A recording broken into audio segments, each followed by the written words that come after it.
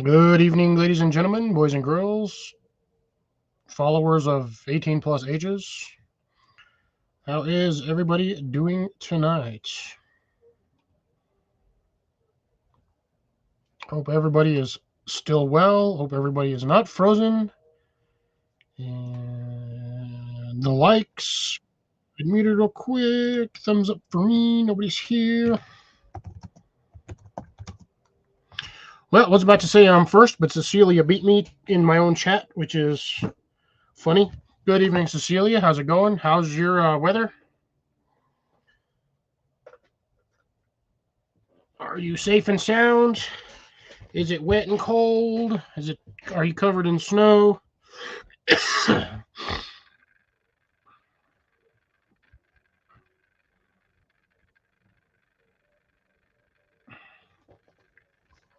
I got no sound on my side because minus 18 and very, very cold. Wet cold, dry cold, snow covered cold.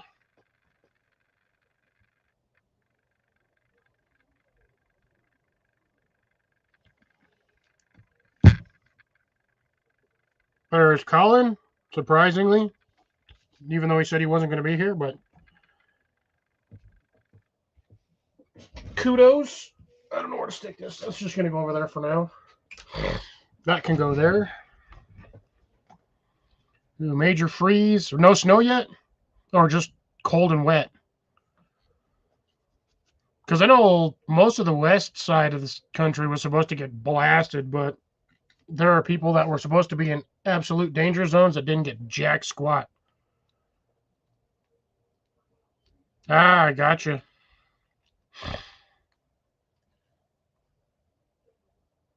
Ah, okay, so no snow today. That's good, I guess. I suppose, and that's a good thing. Yeah, we were supposedly supposed to get snow, and we didn't get anything, and my camera looks blurry. Mander! There's a mander and a boobster.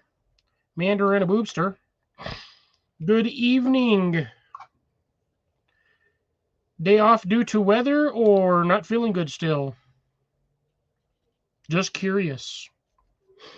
Because the last time I saw you on here, you weren't feeling very well. And my camera's really pissing me off right now. It's like super blurry, and I don't know why. Fix this real quick. It was a little bit blurry. Was a tad bit blurry. I don't know why. Freaking crooked. Back is out.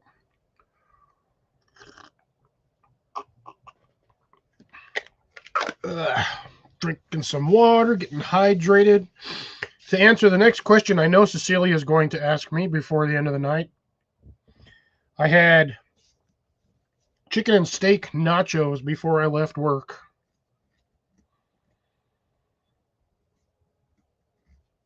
Ooh, that sucks.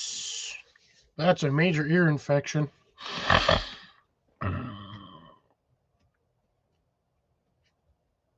So I'll try not to scream at you. I should have grabbed my hat, but I wasn't expecting a sudden Amanda. Oh, no more ear infection? Well, that's good. I don't know where to put this. I've got stuff everywhere in my room. I swear I need to sell half the crap I have.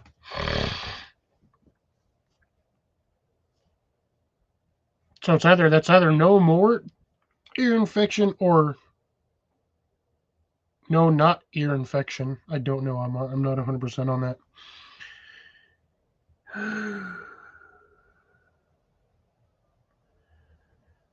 Also, good evening, Ian and Jenny. For those, or if they are in earshot, and if not in earshot, well, I did my best.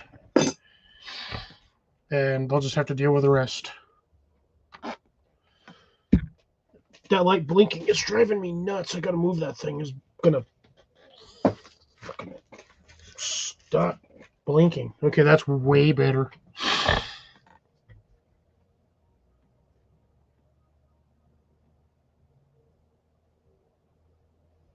Ooh, no. Oh, damn, that sucks.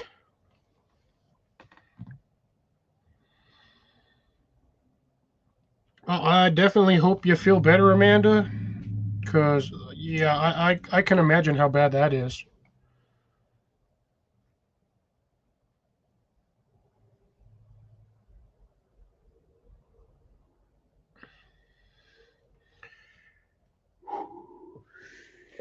Oh, shit.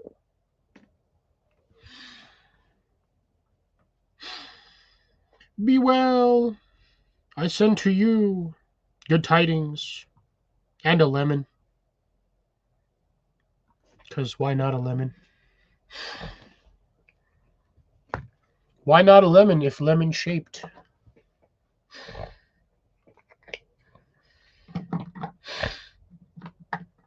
And sorry, folks, if I look dead today. I got like 7 hours of sleep, but work just kicked my butt. I'm tired of being tired all the time. Jesus. Oh, I ate now. I want to go to sleep.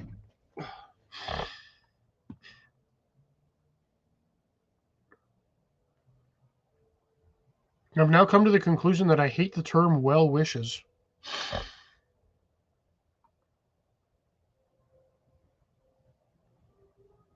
Yep.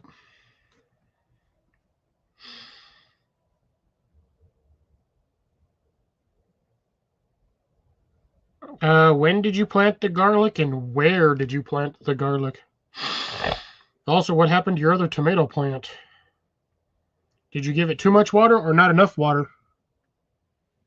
Because tomato plants do require a good chunk of fertilizer as well. Like they are very, very heavy on the fertilizer requirements, which is funny because you cannot plant those with corn and beans because they do not like, they just don't work with each other.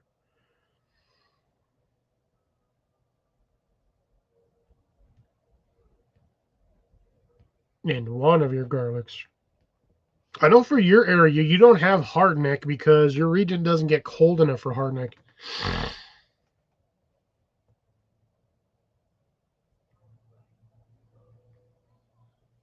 Why did she put it in the bathtub? That was yeah. So that was the one that you needed a transplant, right? That I told you to transplant the last time when you were on here. We were talking about that. Why would she just?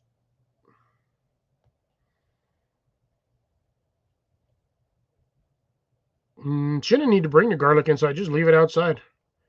Um, how big of a container is your garlic in? Is the question. Like, what kind of pot is it in? A ceramic pot, a plastic planter, like a wash bin?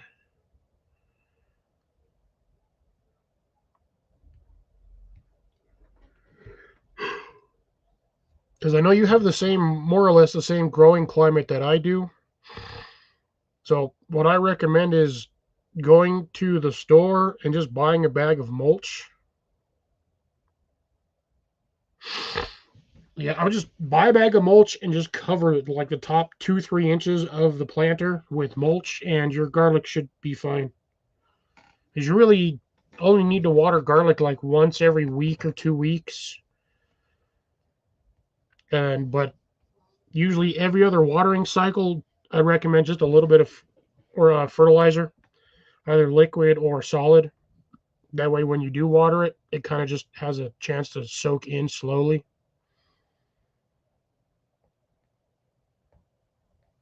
Oh, that's right, black pot. Yeah, that gets cooking the soil. That's funny too, because I've got some in black pots too, but mine are kind of brownish and black. But I also have each one of those has inch and a half of soil or a mulch on top. So when I water it, I only have to water it every once in a while.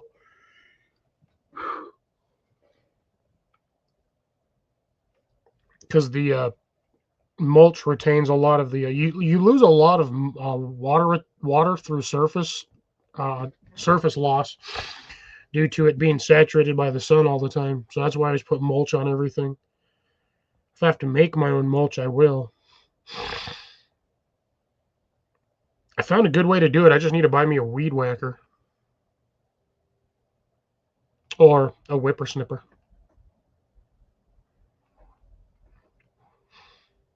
Not a whippersnapper. A whippersnipper. I need to get a zzz.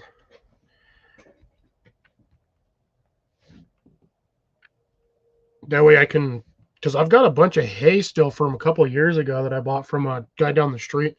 I'm waiting for him to sell more again so I can go buy a couple more bales.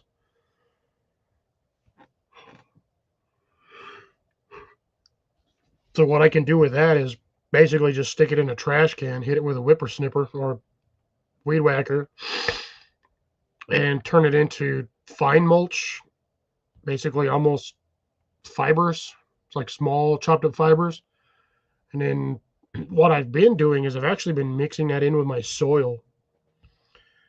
It gives it a bit of an organic base to it. It kind of gives the soil something to hold on to for when you water it.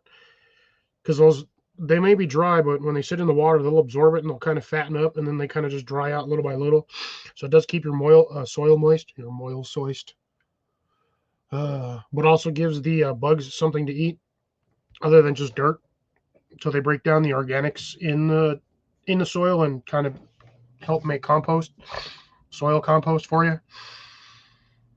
So I've been doing that, but it's been really hard to do because I have to do it with a drill, and I don't really have something like that. So I might just have to go buy me like an electric one, just so I could do that. But so far, what I've been doing seems to work. It's been helping a little bit. At least it's been helping my plants retain a bit more moisture than normal.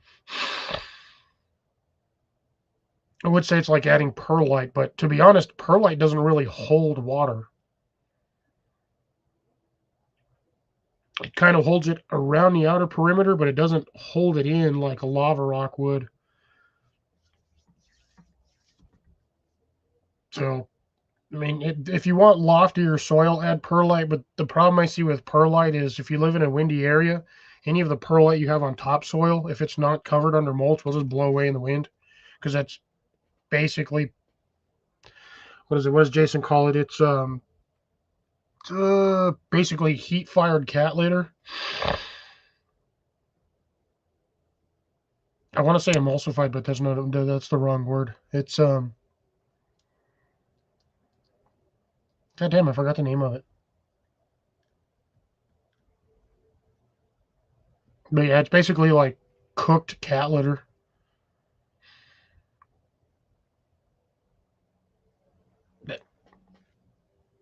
Yeah, that's why I kind of stopped using that stuff a while back, just because I kept losing all of my perlite. It was always blowing around everywhere. Plus, some bags are like $30 now. It's insane. For like a big two square foot bag is like $30. A couple of years ago, I was getting them for like $15. Now they're like double the price. I get the smaller bags, but they're like $5 each, and that's only like 1 square foot, which is horseshit. So I just use whatever organic material I have. Just so I don't have to worry about purchasing too much. Although I do got to go buy a couple more bags of the mulch that I have. That way I can cover more of my stuff, because I've got enough mulch to start like maybe 1 or 2 pots, and then I'm completely out. But I also have to clean out the 6 pallets that are taking up space in my solar shed over here. I got a lot of work ahead of me, and it's not even spring yet. I have so much work. I still got like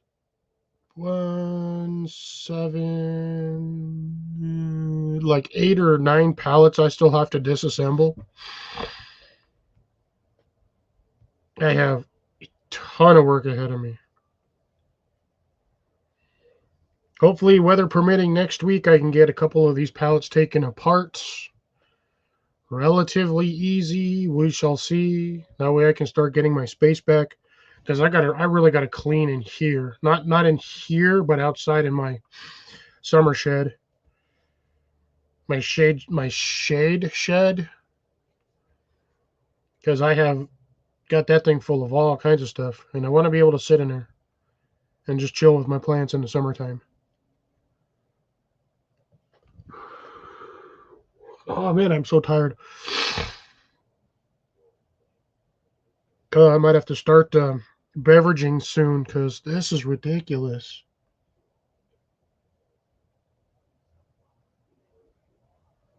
Those chicken and steak nachos they kicked my butt.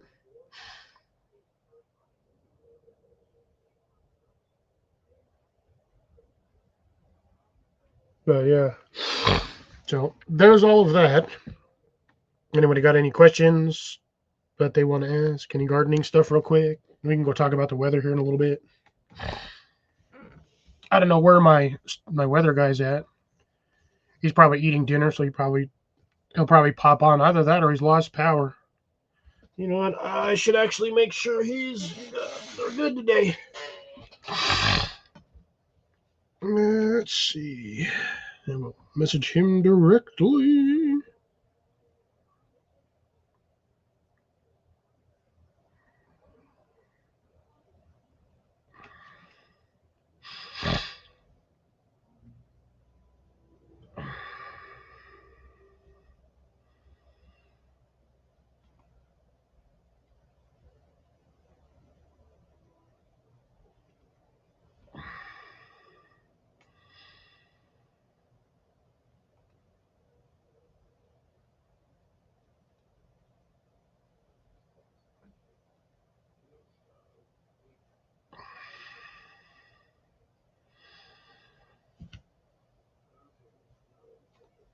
All right, we'll see if they haven't died yet. Oh, I should probably keep this over here. I hate having this thing right there, though. Bam.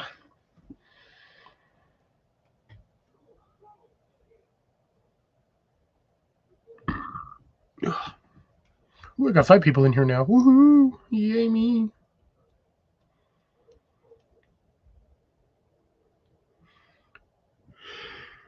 And there's Deb. Guys got that much? Did it get that cold over there for you, Deb? Did you guys get a lot of snowfall or a big winter freeze? I'm just checking with everybody, making sure everybody's okay for the winter season. Making sure nobody has unwittingly passed the torch to the next generation of the living. I don't know where I'm going with this. My brain is everywhere today, but over there in the corner. I need a stick so I can push my... Jason is mouse hunting. Lots of mice tonight.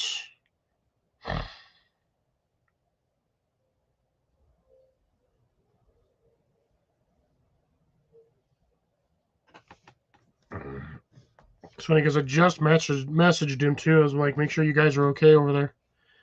Because I know you guys were supposed to get a little bit of that snowstorm, but I don't know how much of it you got.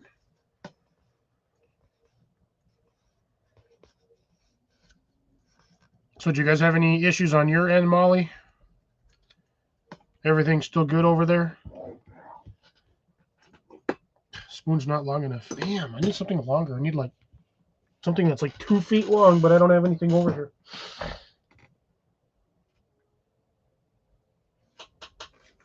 Yep, it's done blinking. That means I can put the damn thing back in the air compressor.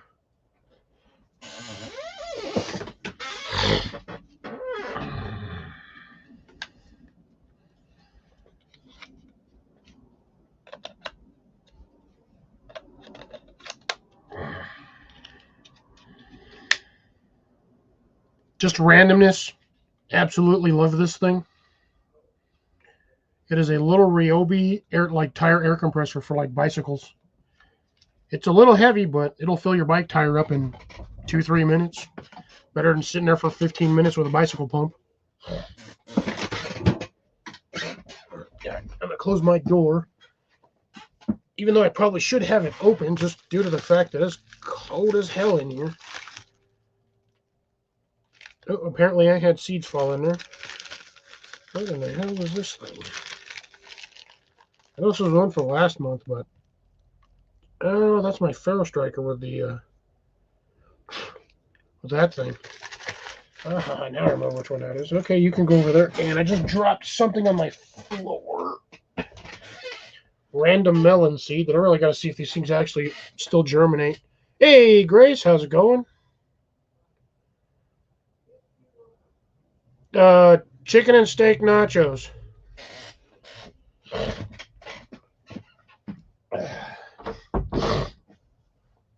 And you know what? While I'm at it, I'm going to just take a quick moment to grab my stuff because we're going to be starting the other half in about a few minutes. Did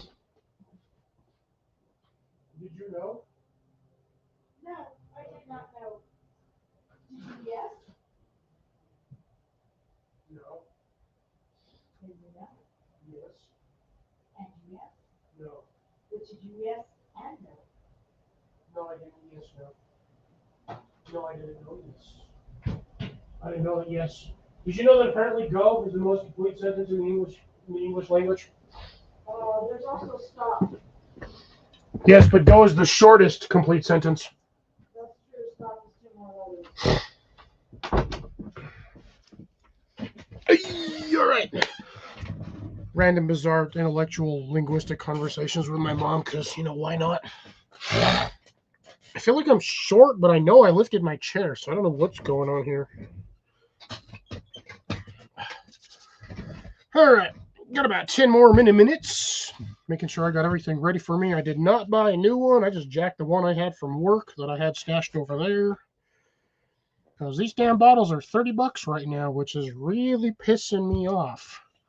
So unfortunately, I'm not going to be able to have too many of these tonight. I think I'm only going to be able to have two and maybe a small one, but I don't have a small Red Bull over here. So prep's ready to go. Everything on my side's all fully charged. I hope everybody has battery banks and whatnot just in case everything goes sideways. Backup lights. I do also like to warn everybody, if the power goes out in your house, do not light your house up like it's the middle of the day. That is a red flag, and that will bring everybody to your house trying to figure out why you have power while everyone else looks like they're in the dark ages. So, if you have red lights, those are always a good thing to have. I've got tons of these little guys. I got about 6 or 7 of these little bastards. Got them all over the house. My parents have one each. I've got like 5 or 6, like I said. I've got 2 here. I've got one hanging right there. I've got this one. I've got another one on my refrigerator outside.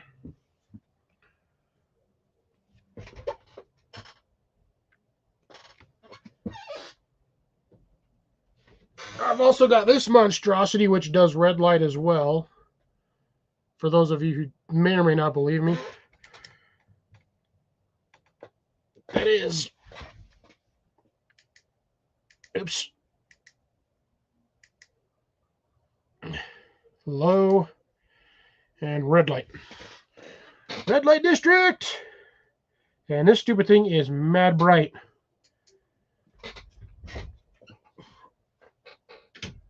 And I can put that pretty much anywhere.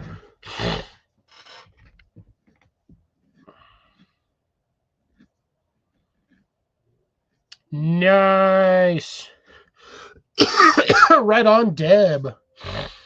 Good job. Hope everything went well. I don't have blackout curtains on my stuff. Certain rooms in our house have blackout curtains. And we also have doors, but I have between what I actually have on my window and my shade here, even if I had the lights like Fort Knox in here, you can't see squat outside. Because the outside of this curtain Oh, sorry. The inside of my curtain was a like dark green. It was one of my old bed sheets. And then I attached that to a piece of God, what was it?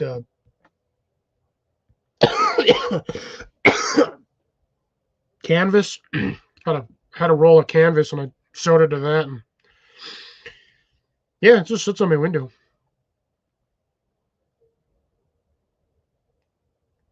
Dang, that's crazy cold. -9. That's a little chilly.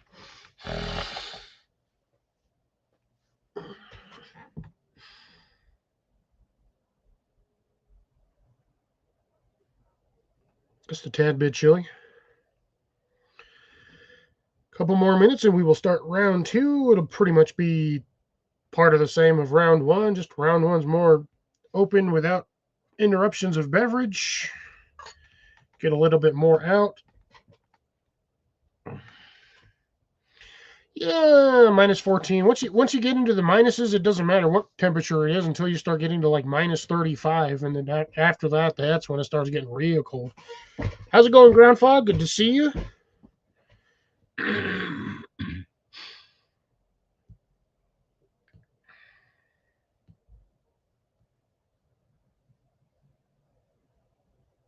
Yeah, just a wee bit chilly.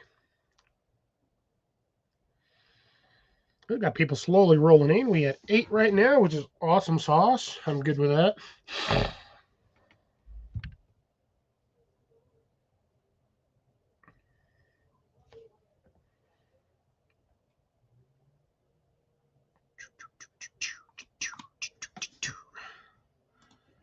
Molly may or may not be actually listening. She might be playing on her tablet, which is all cool. Good with me, fine by me, as long as she's pops in every once in a while. At least she's giving me views, which is sweet.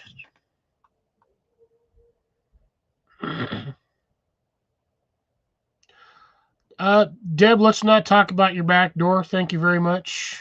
Whether it's locked or frozen, that's your own personal business.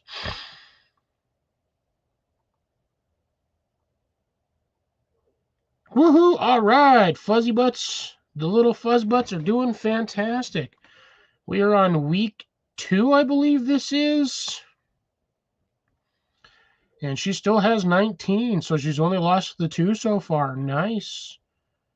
Oh, yeah, that's a hornworm. You definitely have a hornworm eating your tomatoes.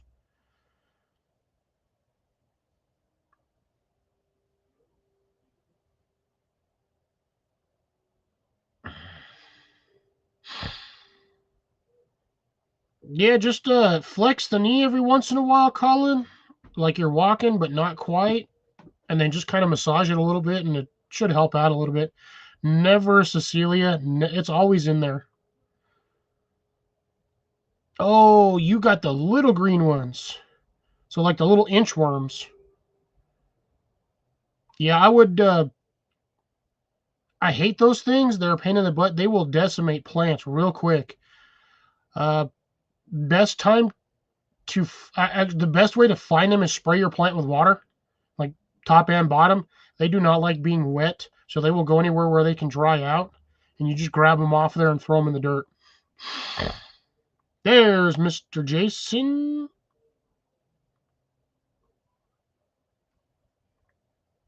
Gotcha, Colin. Gotcha. Do you put any like heat on your knee as well? If you have like a heating pad or something, that should also help as well.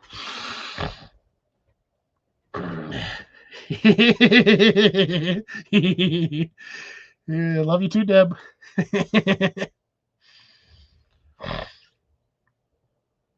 Ooh, I'd recommend picking up one if you can. Just a small lap one would be fine. Just don't constantly sleep with a heating pad. Yeah, Jenny might know where it's at. No, they're not. So even when the hornworms are tiny, they still look like hornworms. She's talking about these guys. Watch. Let me see if I can find them.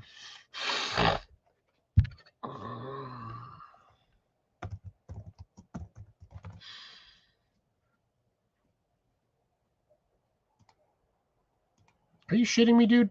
Freaking! I type in inchworm and it's all.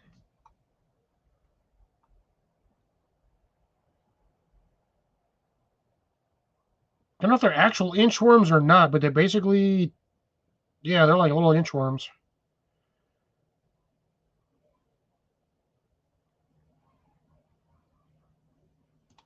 Like these guys here.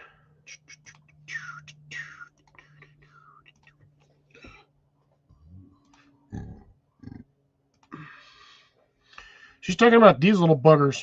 I have these all the time on my plants, and they like to sit under the plant leaf so you don't see them. And these things will get big. Like I've got some bigger, large versions of these, and they will decimate plants.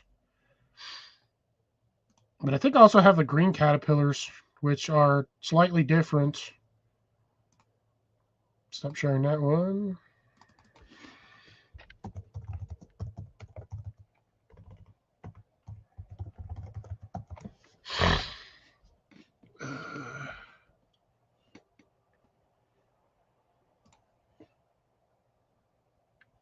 Yeah, see, watch. I'll show you. So this is a small inchworm. I mean, not an inchworm. These are. So this one here is a small hornworm. You can tell because it still has a little. Even as a little one, it still has that fat little horn right there. And then you have these little buggers. That's one variety of them. There are dozens of varieties of like little green caterpillars. And some of these are obnoxious. Let's see. I think one variety is the looper. I always see those ones on my stuff. They are a pain in the butt. Oh, here we go. Caterpillar ID guide. Let's see if this will actually give me a solid page. If it gives me a solid page, I can share it with you guys. Oh, yeah, there we go. So let's see here. What is it? Piss off. Ooh, here we go.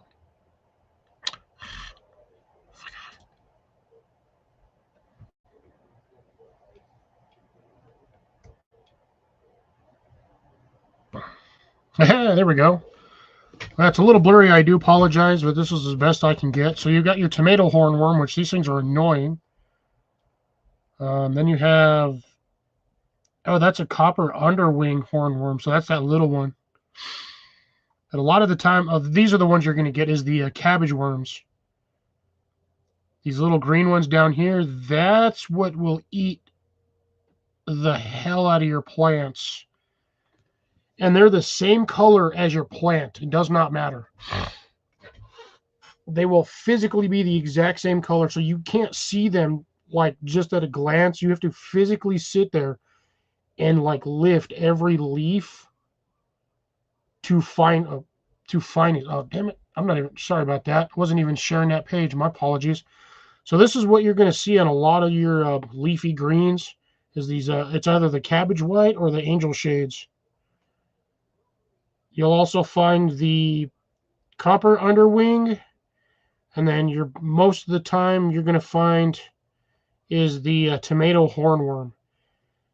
And these things latch on like nobody's business. Because that's the tail end right here. This is the butt. That's the head. But the way they have it tucked in always looks weird, so it always looks like this is the front. But these are like the back grabbers. And those things latch on. They're like Velcro sucker cups. They are annoying. If you see one of these guys, the tiger swallowtails, leave it. Don't kill that. That turns into, I believe that is the swallowtail butterfly. Or a swallowtail moth. One of the two. It's one of the others. But I mean, the majority of the time, all of these turn into some sort of butterfly or moth. But this guy here is the one you really want to worry about, is a cabbage white, or also known as a cabbage worm. This guy right here will annihilate your plant. You get 2 or 3 of those on there, and you'll wake up in the morning, and your plant will be completely just de-leafed. You'll have nothing but stem. And it is insane how fast those little shits can eat a plant. But that's most likely what you're dealing with, Amanda, is that thing. Hey, Drops, how's it going?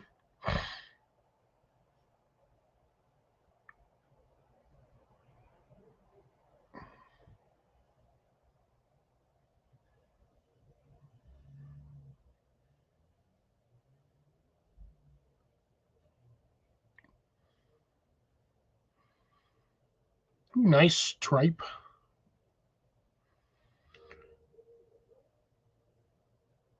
Nice.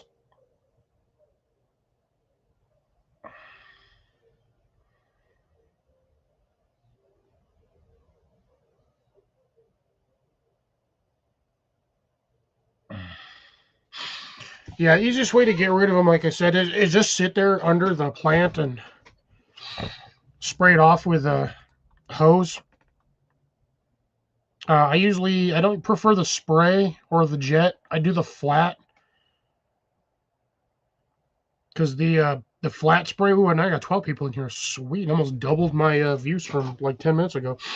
I usually, like I said, I use the flat spray because it's got just enough force to blow things off of your plant, but not enough force to actually damage your plant. So it works really well for a lot of applications. Plus, at the same time, waters your plant, sort of. But yeah, yeah, you've got the cabbage worm. Basically, everybody has that. That thing is the most annoying freaking bug. And what's worse is when you find the small ones, you'll see them. They'll start off like this big, and they'll get like huge. I've had some that are, God, I don't even know how long I've had. I've had some fat ones on there, but it took me quite a while to figure out what the heck was eating my plants because I would go out there and I would check them and then I'd come back from work and like half my leaves would be gone. I'm like, what the hell's eating this thing? So everyone's having good dinner tonight. I had steak and chicken nachos. Deb had some. God, what she said? Deb had freaking tripe soup, pepper pot soup. Drops had some ribs. We're gonna do the beverage portion tonight, folks. We're gonna get this ready and squared off. Colin had some homemade chilaquiles. He had homemade white man chili. So paste picante sauce and some beans. Just kidding. Shit, I almost poured that. Yeah, I'm gonna have just enough for two tonight. I might have to go to the liquor store and actually buy one of the big bottles because damn little bottles are getting expensive. And I'd rather just pay the $60 for the big one because then I can refill these like 3 times. Because right now the little bottles are freaking. The hell happened here? I got water on my desk somehow. Do I have something to wipe it off with? Technically, yes, but I'm not going to use it. All right. I'll just move the stuff off my pot holder and get my pot holder. All right. Pot holder has absorbed me liquids. I'm just giving you flack, Colin, because you don't like spicy foods. So when you say homemade chili, I basically tomato paste and mustard.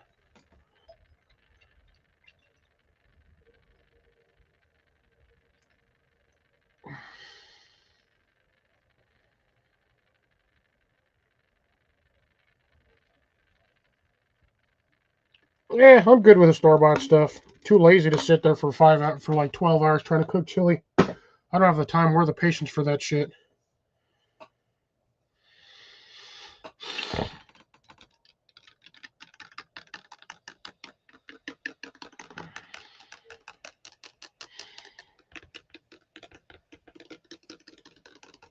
See, that actually looks like a Guinness with that fat head, with that nice head on there.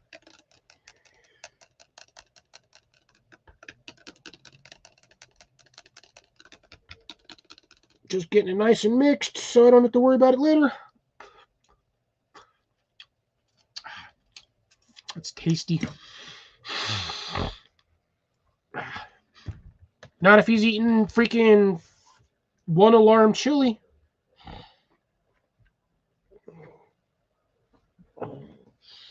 I'd have eaten like 4 bowls of that. I'd be fat as hell.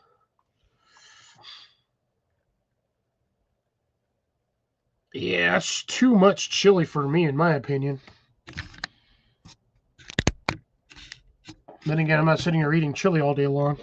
I've got other things, but that's still a lot of chili. For lumpy fire chili made with chopped steak. Ooh, that sounds good. Anyways, cheers.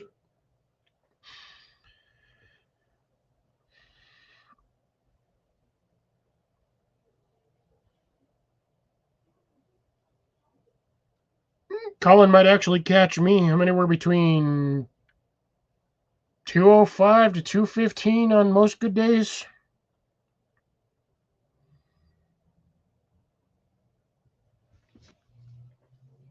I was half tempted to start a weight loss challenge with somebody, but ain't nobody want to. I got no takers and basically just don't have any motivation. Plus, everybody knows in the wintertime everybody gains weight because there's nothing to do outside other than freeze in the damn cold.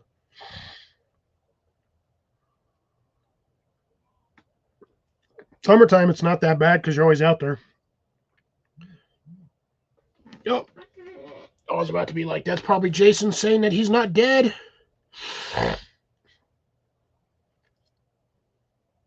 Ooh, man is sending me dirty pictures.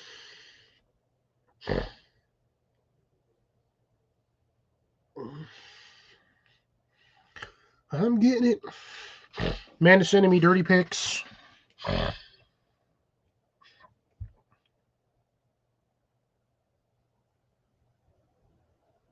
That looks like a parsley in the background. Oh no, that's a marigold. Sorry. See? Look, she's sending me dirty pics. Look at all the dirt. Dirt. So much dirty, so many dirty pics. Tomatoes looking good. Those are the cherry tomatoes, I believe. That plant is looking fantastic. Oh, I keep forgetting that's what you meant by bathtub. I forgot that you actually have a bathtub out in the greenhouse.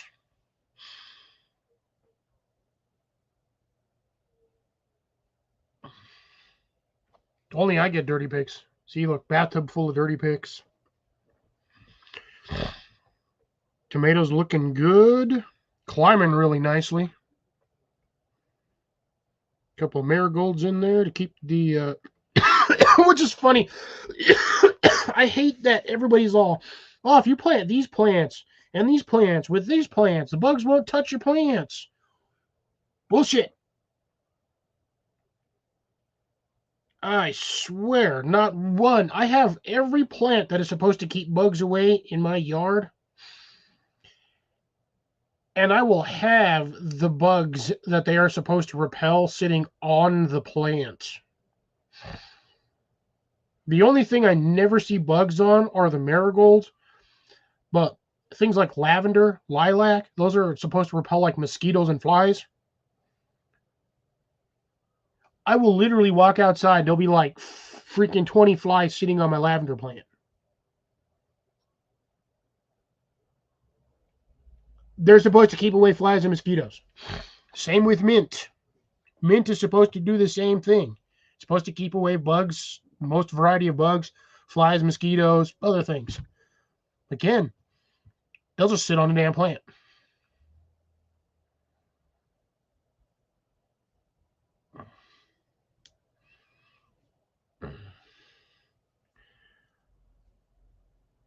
Well, Deb, you already. Never mind. We're not going to go to a previous conversation that 10 minutes ago.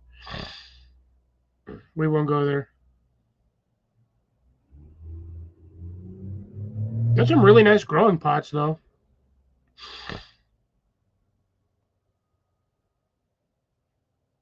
Yeah, everything's looking good over there, Amanda. Like, really good.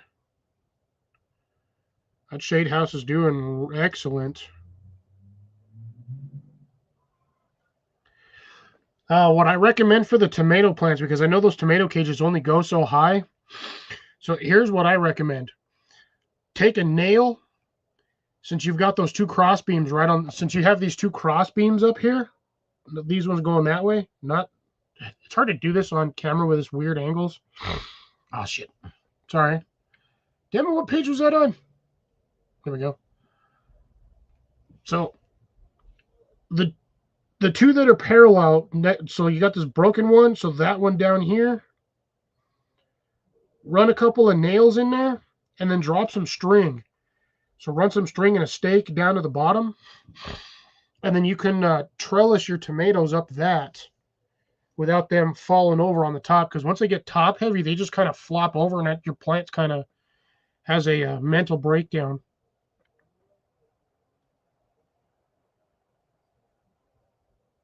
So you're telling me that that tomato from like 2 weeks ago finally kicked the bucket with those brown ass leaves?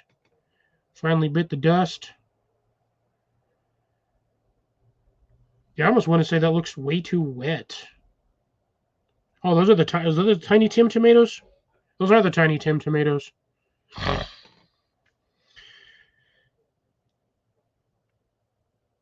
Yeah, I would say that it was just like, it just looked way too wet. Like there wasn't any drainage at the bottom of the pot.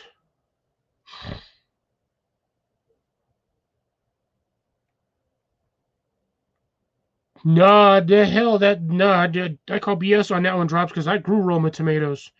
And that damn thing, that plant grew like 6 foot high. And they just kept slumping down and just kept growing. You need to trellis freaking Roma tomatoes, because them suckers get real big and real heavy. I had one plant sent out five branches. And each one of them branches was probably 7-8 feet long. Root base on the bottom of that thing, when I yanked it out of the ground, was probably a foot and a half wide, and about a foot and a half deep. That thing was absolutely monstrous. Probably pulled out about, I don't know, 5 pounds of soil with it. The thing was ridiculous. Thing gave me like 35 pounds of tomatoes. Like, it was just crapping them out.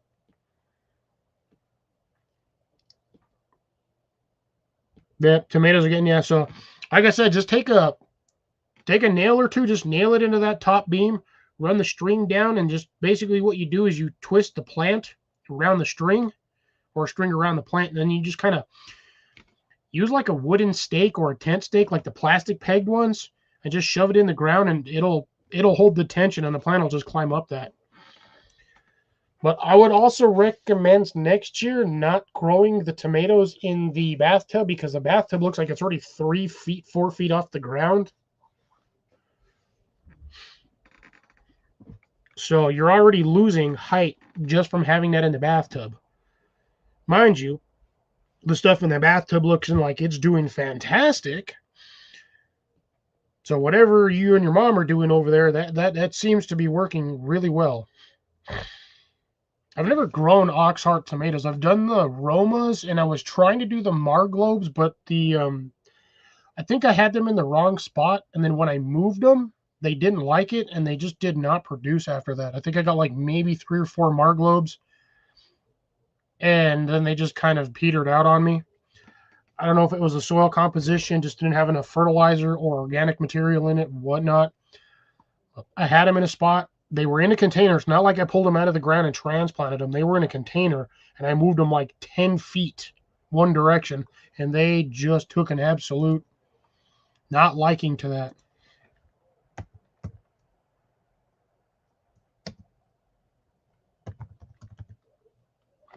Yeah, there we go. Oxheart tomatoes. Oh, those ones. Oh, so it's a beefsteak style tomato, but it's those big, funky red ones that look like they have issues. Ooh, that's have you Drops? Have you done the bicolor Oxheart tomato? That one actually looks kind of cool. It looks like a weird strawberry with stripes, but like really big strawberry. That's kind of cool.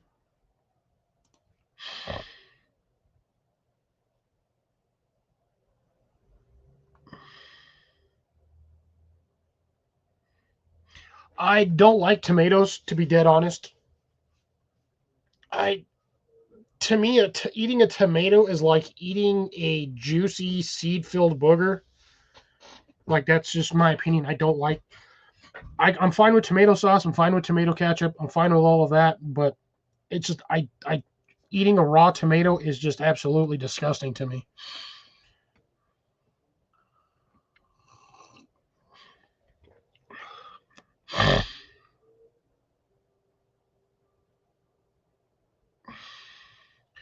Yeah, that's yeah. So similar to like the giant beefsteak tomatoes. Jason, you still around, or are you just kind of you still on the mousetrap hunt? I've never liked tomatoes even as a kid. I also don't like mushrooms. Powdered mushroom I can probably do on small doses, but like physical actual eating a mushroom, I cannot. Nope. All right. Did you want to come up tonight, or are you planning on sitting in the base or sitting in the chat all night for mice control? So let us know what you want to do. Bring up the usuals if need to.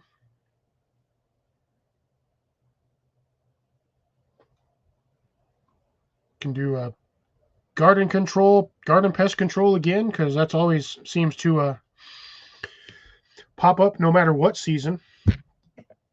And then also, again, winter check. We will, sweet, give me a second, second Hyundai.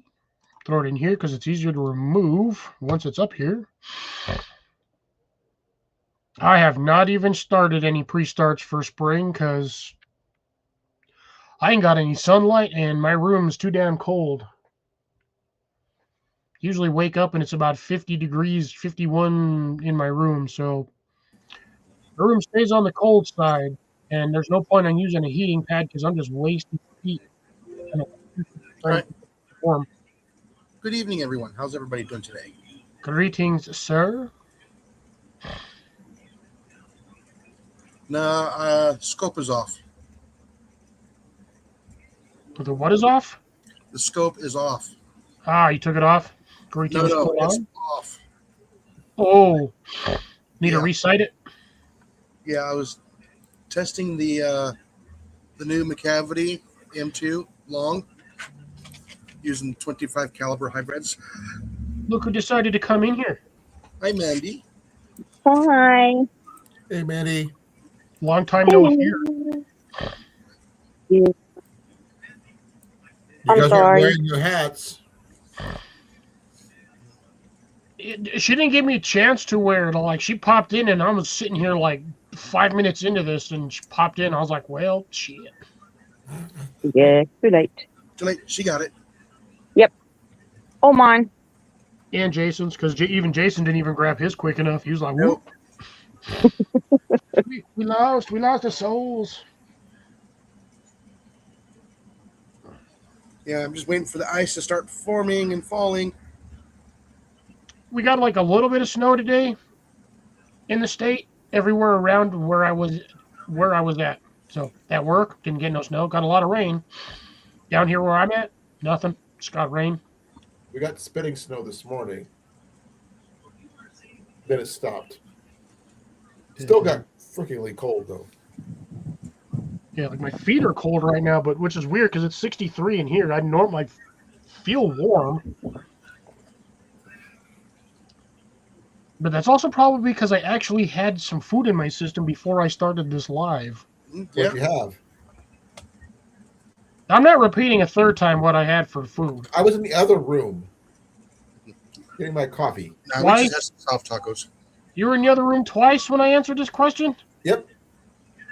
You literally typed it in the chat, and I literally said like 2 seconds after you typed I was what out had. the door before you answered. So why'd you even ask the question if you were going to leave? Well, someone called me. I had to go. Just be like 2 seconds. 2 seconds. I had chicken and steak nachos. That sounds good. It was. Did you have What, did you have any jalapeno? sauces with them or just as they were?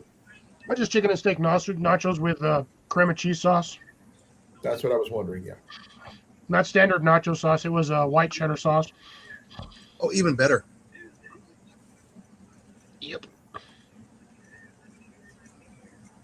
Ooh. Drops, does that come in a barrel, plastic bag, a flask? What do you got that in? To me. Because you got 2 inches of dry powder. And how is it? Much is it going for an ounce? I don't know. I didn't know he used muzzle loaders. Ooh. Doesn't he know he's got to keep his powder dry? That's what I'm saying. He's got to get dry. He's got dry powder because wet powder, once it gets wet, dries, and sits there, turns into nitro. That's why when you see a box of like old ass dynamite, don't touch it. Nope. Don't. No. Don't touch Don't it. even breathe on it. It could go boom. Yeah. You drop a rock on it, you might blow yourself up and be buried underground for the next 4,000 decades. Or the rock could fall naturally and do the same thing. Yeah.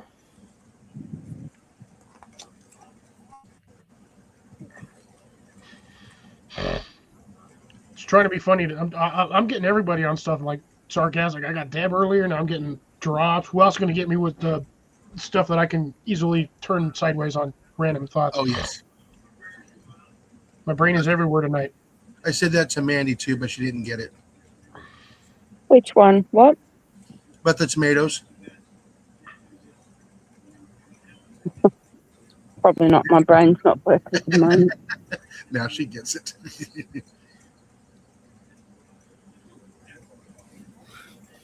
No, Deb says no indoor mice for 2 months. Damn. Oh wow. The cats are doing their job. Right on. Either that or it's too cold for them and they all froze outside. Oh no, mine are coming in from outside. I already know that.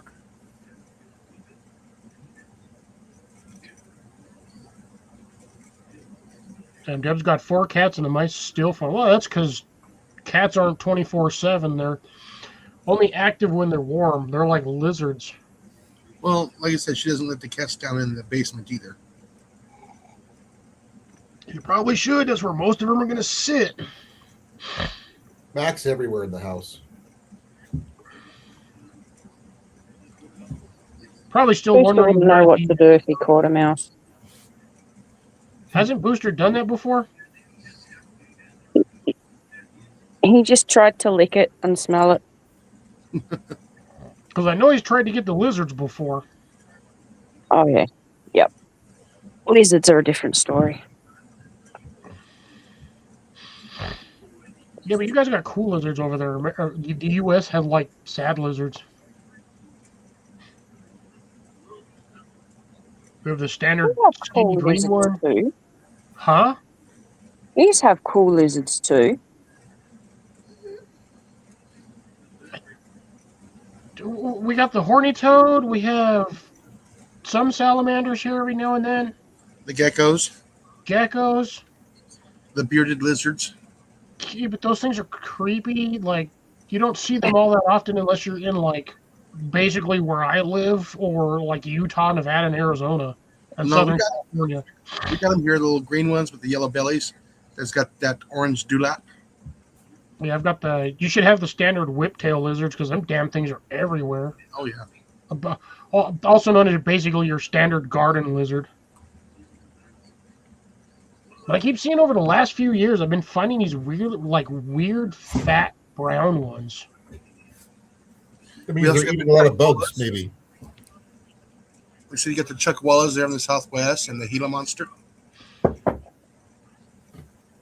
mean the Godzilla monster? You don't see the Gilas, though, unless you're, like, way out in the freaking mesa. Well, my mom has one underneath her home. And she leaves it alone.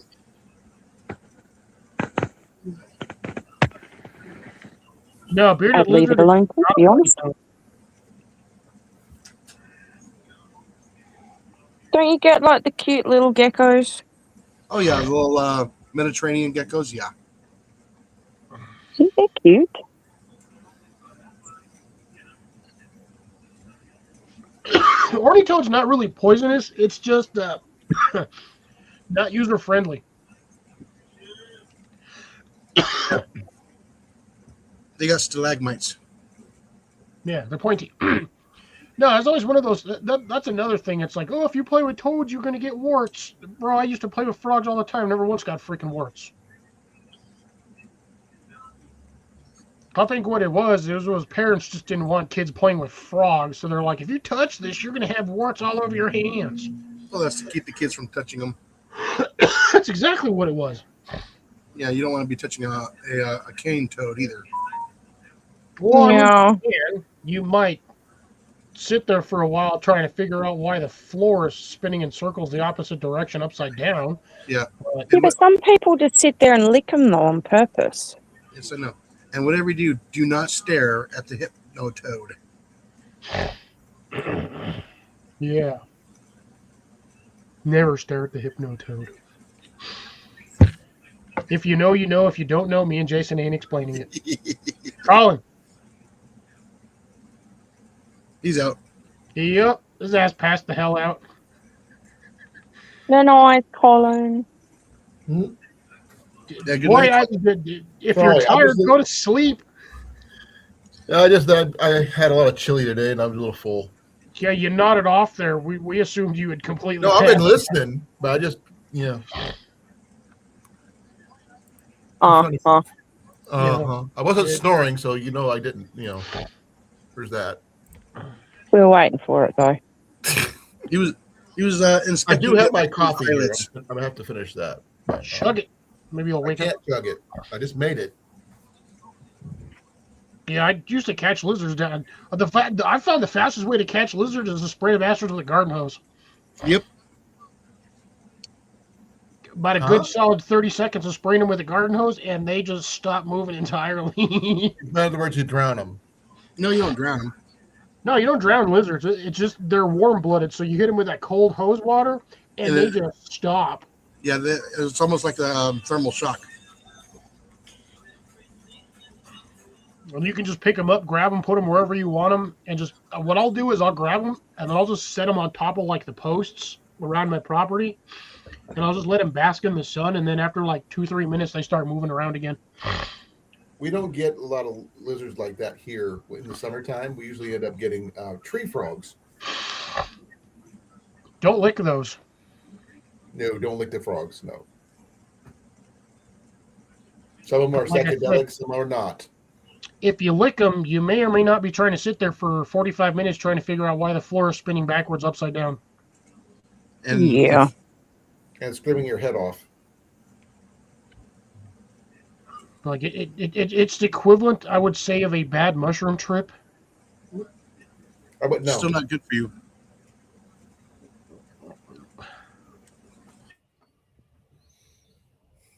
When So it how was knows, your how was your Friday, Cliff? slow. Nothing happened? No, I didn't do anything Friday. I just went to work, did what I had to do there, and just kind of came home, chilled, and what the hell did I do? Oh no, I went home. I got off of work, went and ate dinner, talked with one of the homies over there because I see him all the time. He's got a property down south, about half an acre or so, or an acre. Oh, that's Yeah, cool. I think he's on half an acre, and he's trying to do He's trying to work on homesteading down there on that property. I've been trying to help him out. I hope he makes it. Gonna give him some. Gonna help him out with some fruit trees. That's cool. Try to get a microclimate set up. Yep. He's already got some of the stuff that he's been working on for. Problem is with him, he's because of how often he's working. He only has like 1 day a week roughly to go down there. Oh, that hurts. Yeah. So he's working on getting stuff situated to where he doesn't have to work as much, so he can spend more time down there. Essentially, he's trying to work like 3-4 day weeks, and so he has like 3-4 days down there to work on stuff. No, Grace, that's like driving over a cobblestone road.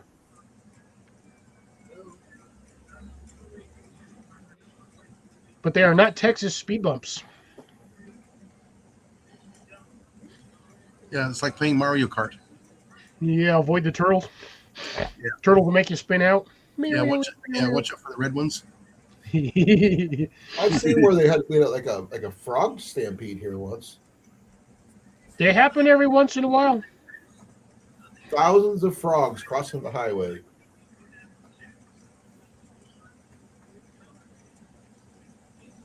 It was really weird. Didn't know what to think of it though. The only thing you can do is just run them over. Yeah, that's what my dad did. Because, I mean, if you've got thousands of them going across the street, running over a couple hundred of them, it's not going to make a difference. It wasn't just us. It was like everybody on the on the road. They had to go. It was like a major highway type situation. Yeah. Yeah, the problem is it makes it smell funny. It has nothing to do with it. You couldn't do anything about it. Well, the worst Not part like of they're it, endangered or anything. no, but the worst part about that is when you have all of that fresh meat on the ground, it attracts other animals. Then you end up hitting tracks. cats, dogs, birds. Turkey There were a vultures. few birds, a few gulls, some crows, lots of crows actually. Yeah.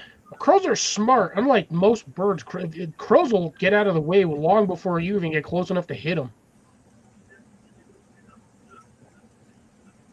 We have a season for them here. Don't hunt crows. They're smart. They have it's open, continuous open season on them here.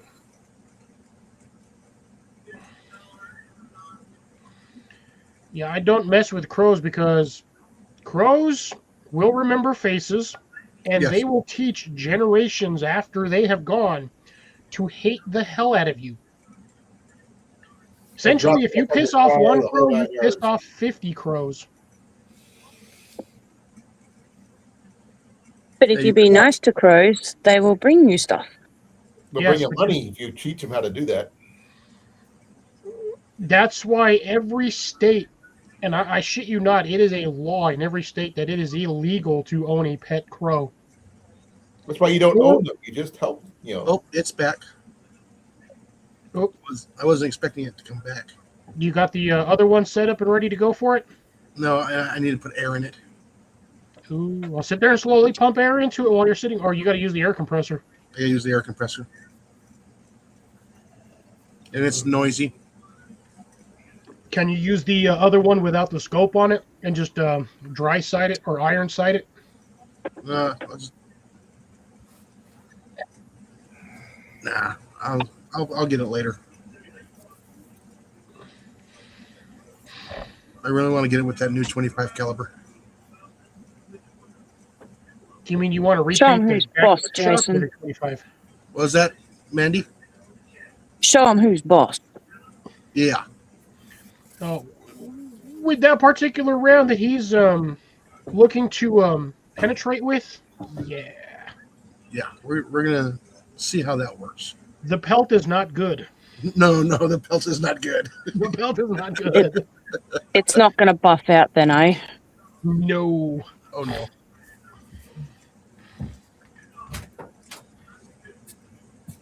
Yeah, Johnny asked me on the other one, the one I just posted. Is that the one you posted? The one from Thursday or Wednesday? Yeah. No. Or no, Friday. Friday night. Yeah. Honestly, I think my response to that was pretty damn funny. He tuck and rolled too damn late. Because he just said, "What?" and it flopped over. Did a 1.5 somersault. Yeah, he didn't tuck and roll properly. Yeah. Well, anyways, YouTube really screwed me over on that one. I got to like 550 views in about 25 minutes, and it went flatlined. So I know I'm being throttled. Well, especially when for dispatch videos, that YouTube's been kind of hunkering down on a lot of those. Yeah. Well, I mean, I had the warnings and everything else on there. Yeah, I saw it. Mm-hmm. I even had the sirens going to get your attention. But if you put warnings and that on there and you still choose to watch it and you don't like it, that's on you. Mm-hmm. You don't like that sort of thing, just keep scrolling. Well, the thing is, Well, the I got a biggest whole problem bunch of was likes when- on it. Not one thumb down. It's because that was kind of funny, to be honest. Yeah, Well, my warming up my hot tent got 3,023 views. that's good. Noise.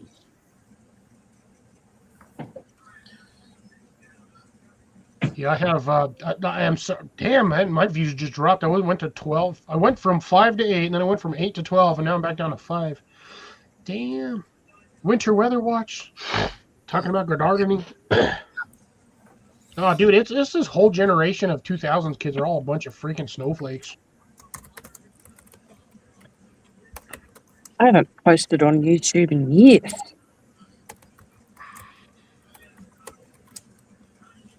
Right? I hear you on that one, Drops. Hear you there. No, I've just been like the last 2 weeks. I'm sorry, I haven't posted jack squat because I've just been busy. Week before last, last week I was working. I worked almost 13 days. I worked 12 days straight. So I didn't even have time to film anything because by the time I got home, it was dark each day. And then this week, I had way too much stuff to do, so I just did not have a chance to film. I sat all day Thursday.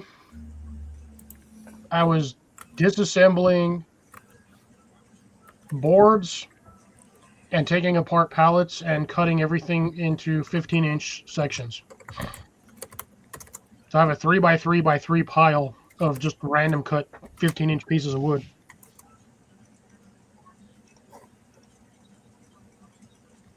Ooh, you suck. I am. Let's see where I'm at. Think I'm still around 650, 660. Let's see. I don't know why I'm going the long way. Oh, looks like Gary's live right now. Sneaker.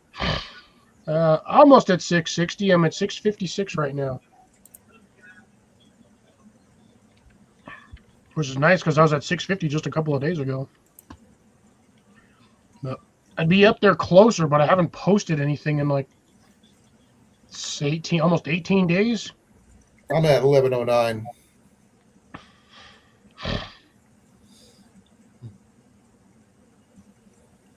What the hell is a winged bean? Ooh, that is an interesting one.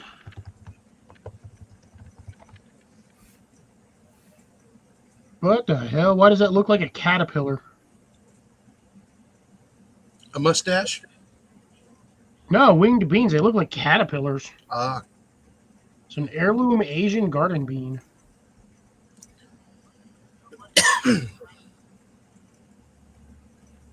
It looks like the damn cactuses we have down here. oh, okay. Now here, let me do this. This is what it looks like, just so you guys can see what I'm looking at. This is what it looks like. Oop, let me share this tab. Give me a second.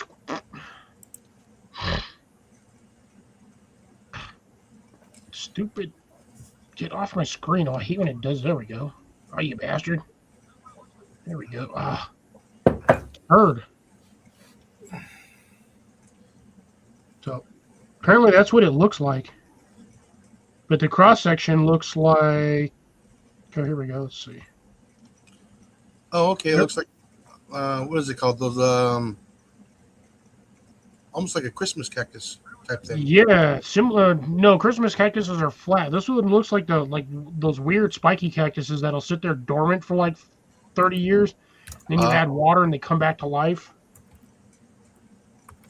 Those like long, skinny gray ones that you always see everywhere. They're like ornamental ones. They're usually like 15 feet tall. Oh, the totem pole cacti? Yeah, something like that.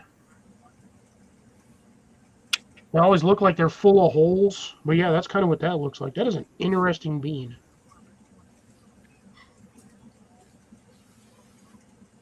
That is very... It looks like it'd be good for like stir fries more than anything else.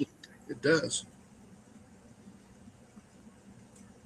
And that's a pole bean too, so that's a climber. Huh. Very interesting. Oh yeah, see, they're stir fry right there. Yeah, that is a Try a new variety of bean I've never heard of. Awesome, thank you, Drops. Tastes like a green bean and asparagus. I don't like the taste of asparagus.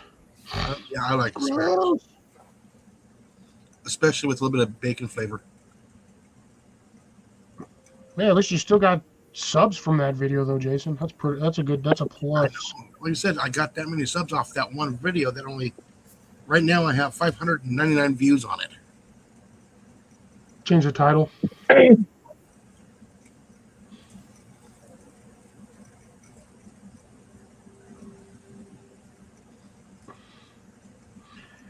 Yeah, I was going to say, Drops, that does not look like a good soup bean unless you peel it out of the shell or the casing, husk, whatever the hell you want to call it. I mean, it looks like it's got a decent amount of meat on the inside. It's just weird that it's like a little X shape.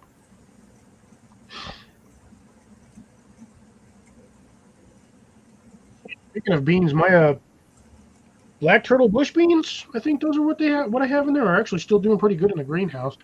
Well, Haven't produced anything, but the plant ain't dead. I still got 4 plants growing in there, so that's a plus.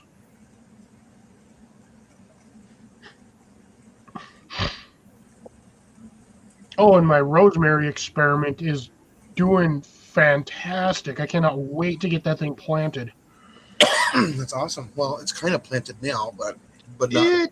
It is, but it's planted more or less in like kind of like a hydroponic style setup. But the root system on that, I'm not sure if it's both sectors or just the one, because I've already had it in there almost like over a month. So I would have assumed that if the second one that I had in there was not doing anything, it would all be brown or dry, and it's not dry. That's good. I know what fava beans are. That's a good one too. They're similar to like lima beans. So I'm assuming the second stem has a little bit of rootage on there, doing well. So I'll pull that out very carefully, and then I will get those planted, and I will then have 4 rosemary plants. I'm not going to do what I did with the first one and just stick it in a giant pot. I'm going to go little by little till a plant is more established, and then I'll just up pot as needed.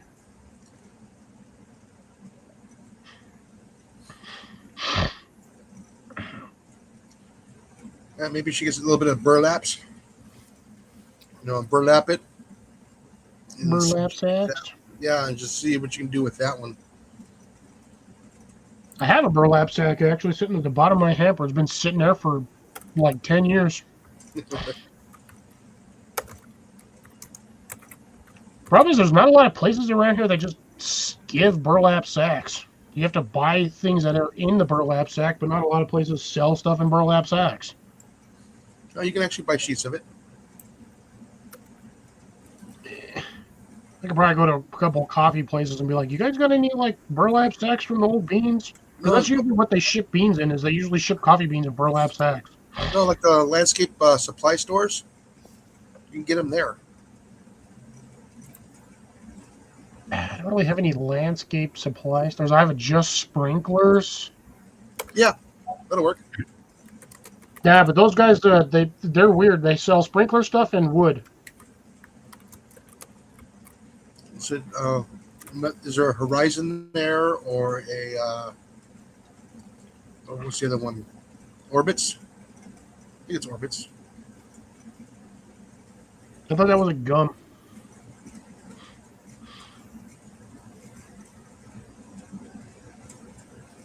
Yeah, but you're gonna look for not a burlap sack. You're gonna look for a burlap tarp.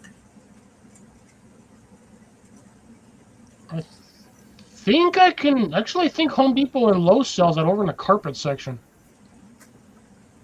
I think.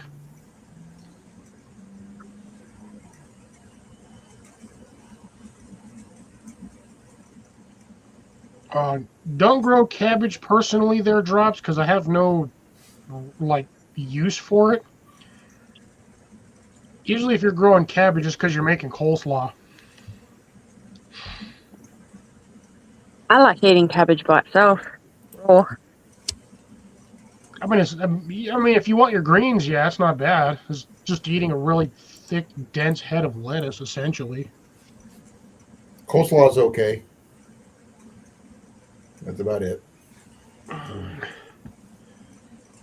But yeah, usually if you're like I said, if you're growing cabbage main crop, you're either selling it to stores or using it for coleslaw. You Oh, can also depends pickle on it. what. Say what? You can pickle it. Well, you can pickled cabbage. Be good for stir fries later down the road, or just to munch out of the container. I think I seen an episode of MASH where they found what they thought was a bomb turned out to be pickled cabbage. Oh, no, the kimchi. The kimchi. Remember that episode? Yes. Isn't that what holes sploosh? No, that's onions and something else. Yeah, it was like onions and vinegar or something like that, or some weird. Yeah, but essentially, it's the same. Peaches and onions. It's peaches and onions. Peaches, onion. Yeah, it was the brined peaches and onions. But yeah, it's still. I mean, along the same format. Alrighty, see you in a bit. The fact that I haven't seen that movie in forever, stuck Yeah. in my mind. I have not read the books, just seen the movie. And those were horny toads, by the way, were what they consider horny toads. Oh, I got that. Well, no, but I'm saying though, for those who've actually seen it, those big ass spiked lizards, those are horny toads. They faked the fangs. Just saying. It's a lizard. They've got like little tiny short little like teeths. Yeah, but they're not. Yeah. Yeah, they're not venomous. They're not going to turn you into a horny toad vampire. Much to the movie goer's dismay, right? Yeah. Ooh, I tried growing broccoli and I could not do it. I also found out the reason why I couldn't grow cauliflower. Because you try to call it a flower, that's why. No, apparently cauliflower you have to cold start the seed. So you got to put it in the freezer. It's got to have like a chill time, and then you got to get it. I don't know how to do it. I got to look that up, but I want to grow cauliflower. I don't have a specific reason for it, other than the fact that you can make really good soups with cauliflower. Oh, jeez, that's expensive. I'm not a big fan of that stuff. Cauliflower soup? Yeah. Easy cauliflower. Cauliflower is just an albino version of broccoli. But it doesn't have that broccoli like if it's uncooked. I can't eat broccoli in general. I like it raw. I like it in a salad maybe, but that's it. I don't like it cooked at all. Same thing for spinach. Butter or melted cheese, I'm fine. Yeah, you don't need that with stuff. Raw is That's better. pretty short grow time, 40 days. So up there with like radishes. No, I just checked that the price on the tarps. You get 10 of them for like about $40, but the shipping and handling is $31. So basically like 75 to 80 bucks. Yep, for only 10 tarps. Hey, I'll be guys, right back. I'm going to make another coffee. I'm going to be heading out, guys. All right, good Bye, night. Colin. Have a good evening, guys. Keep warm night. where you're at, wherever you're at. Be well. Stay toasty. Don't freeze. Try 9 best. Take care.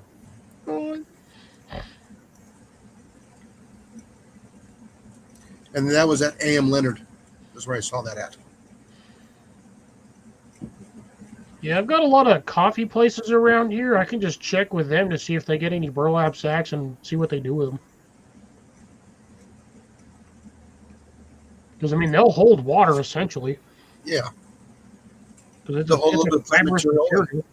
Yeah, there's a whole little bit of plant material, soil, and then you pull it up, tie it up. Yeah, just seam it, and then just poke little holes in it and just grow them in there that way. Similar to like what Joe does from Garden State Gardener. He'll just pop holes in the soil bags and plant shit directly in the bag. Yeah. Me personally, I don't want to do that because I know if it doesn't dry out, you get a lot of mold on the bottom side. Yeah, I know. I got one that got wet, and I had to cut it all open so it'll dry. I mean, the fungal spores aren't bad for soil, but it also depends on the fungal spore or the mycelium spore itself. Yeah, you just don't want mold. Yeah. Well, I mean, mold is a spore. Well, you don't want the wrong spores. That's what I'm saying. It depends on the spore itself. I did not know it was Joe's birthday today. Because I haven't seen anything from him in like forever. Oh, I know. I haven't seen Bill either. I saw Bill popped on like 2-3 weeks ago. Oh, Still working on the homestead over there, doing his stuff. I got to figure out a way to get. I seriously got to get property. Because, to be honest, my living situation, and it's great, but it's not ideal.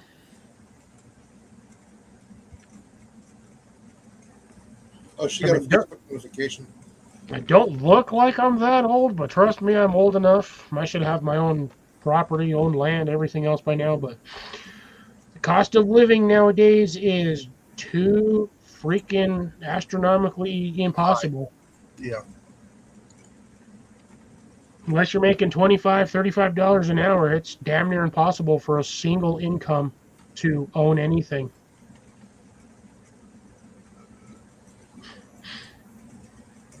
Now, if I can get my truck paid off, that's $500. That's like $600 a month that I don't have to pay, that I can save up, do faster. Although I might see about going to the bank and seeing if I can throw an extra $50 onto my payment every month. Get that paid off a little faster. Help my credit score just a tad bit. Maybe I can get a decent bank loan for some property. Because I still want 10 acres. I'll settle for 5. But if absolutely push comes to shove, 2 acres. God, I think I still have like 3 years, maybe 4 left on the truck. You know, it take $20,000 at $500 a whack, or 600, like $560 a month. It takes a bit. It does. And you got to realize that interest rate still continues to climb little by little every year. Mm-hmm. So probably by the time I'm done paying that thing off, I'm gonna be like 40 grand in. Honestly, that's how they get you with this stuff. They're like, oh, $20,000 will get you on this, this, and this, and then you got like a 6.8 APR. And by the time you're done paying that, you've basically paid for double what the vehicle's worth. Same with mortgages. Mortgages exact same goddamn way. They got to make money somehow, so they'll hit you with like, oh yeah, you've got a 4.3 APR, but by the time you're done paying with it, you're already 120,000 over what the estimated cost of the actual building is. Well, against a 100-month car loan, it's like 12 years. The hell with that? I pay no damn car loan for fucking 12 years. Now screw that shit. I'll refinance like 4 times, but like, if I have to. Need to actually see about doing that. See if I can actually refinance that truck. Go from there. Don't know if it would help me any. To be dead honest. Just pay the extra $50 on it. Yeah, I think that's what I'm gonna do. So I might either this probably next month or whatever. I'll go see about the bank and seeing if I can't maybe throw an extra 50 toward like the interest or some shit. Yeah, because if you refinance, they're going to hit you your credit score, and they're going to charge you refinancing fees. Oh, if I go to my credit score, it should be fine because I'm already on year 3. No, it'll bring it down. You don't want to bring it down. No, but they can bring it down, but I can also increase the payments regardless. Yeah. So even if my APR is lower, I can still pay higher on the interest side, get it paid off faster, and it'll still increase my credit score regardless. Yeah. Well, I should have had a line of credit, but when I was paying for my Isuzu, the bank that I was going through decided to not report my fucking payments. So when I bought the truck, they told me I had 0 credit score, and I looked at them. I said, "What do you mean I have a 0 credit score? I spent 3 years paying off an Isuzu from this bank." So my credit score should have at least been a 3 or 400. Yes, that's low, but should have at least had that because I've never missed payments on anything.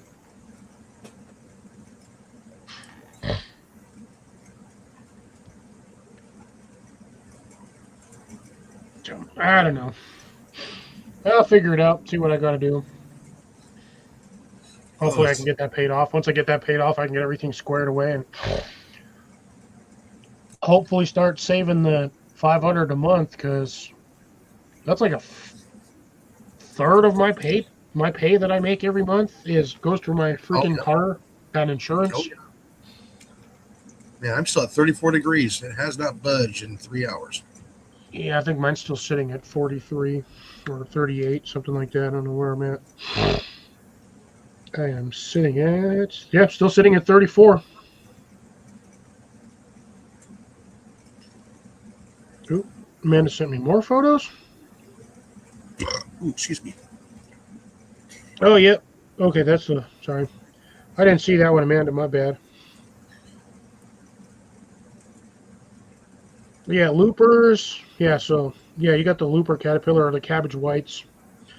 That's what I figured you had. At least you don't have Of course, army Amanda's worms. not here to listen to me. Yeah, so she had the same problem. She had the, like I said, it was either the loopers or the cabbage caterpillars is what's eating the shit out of her plants. Damn, Cecilia's at minus 11. Jeez, Cecilia, that's cold. It's 28 degrees. It looks like we're going to be getting some. You should be snowing at around about 3 o'clock in the morning. Hold on, Cecilia, is that negative 11 Fahrenheit or Celsius? Yeah, it drops. In order to get sleet, you have to have rain first. Yeah, 100 months. It's like freaking 10 years. Screw that. She says Celsius. Negative 11 C, so that'd be like what? 18 Fahrenheit?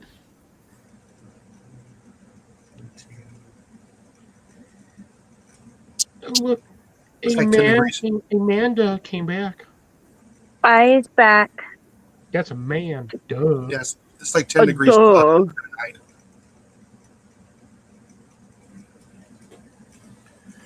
So yeah, sorry, I didn't see your other message on that one, Amanda. But yeah, that's what I figured you had was the cabbage white. But them little bastards they'll devastate a plant. You get 2 or 3 of them on there, your plant will be gone by morning.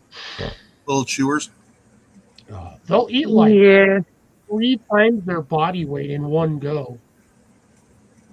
And they get big fast. Oh, yeah. They're little turds, that's for sure. Oh, yeah, they are. Yeah, you'd be amazed what you can do with clothespins. You don't need a clothespin on something that small, Jason. That'll like... The hornworms, I can understand the clothespin because them little bastards... I can't even say little, because even when they're small, they're big. Oh, yeah. And you don't see them until they're like damn near pinky size, and then all of a sudden, like, where did you even come from? Yeah, as soon as I see chewings, I look straight down to see if there's any droppings from them. Yup. And then if you tap the plant, get it to shake a little bit, it'll start clicking. Well, I've never might have never done that, but yeah, you always see the like little short. They look like dried corn cobs. That's what their droppings look like. They look like little dried corn cobs. Once you start seeing those near your plant, look under every goddamn leaf that you have. Mm-hmm. And if they're on a leaf, just cut the leaf off and throw them out in the sun. They'll either dry up in the sun going across your yard or the birds will get them first.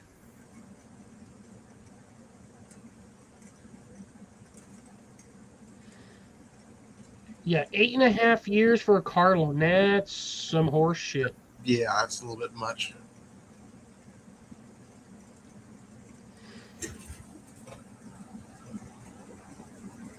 I can understand that for like a house. No car loan should ever last more than 5 years.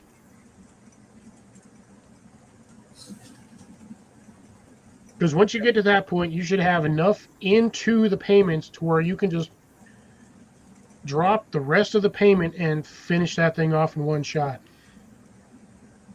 Well, like I said, they don't make money off the car, the banks. They make money off the interest. Exactly. That's why when you're done paying it, you've paid almost double what the car is worth. Glad I wasn't trying to buy an Aston Martin. Because those bastards would make about $200K overhead profit just off of that. Oh, yeah. I'm going to be right back. I got to go see a bush about a man and get a refill.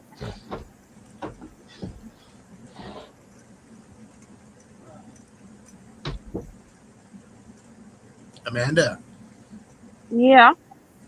you enjoying the heat of the summer now? Nope. No, I am not.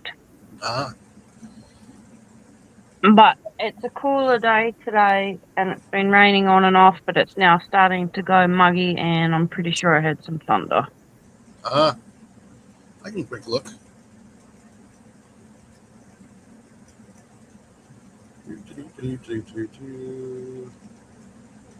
Nope, I do not see any thunder in your area. That's all right then. Maybe it was a truck. It could be cloud to cloud. I can only see cloud to ground or ground to cloud. Okay, I get you.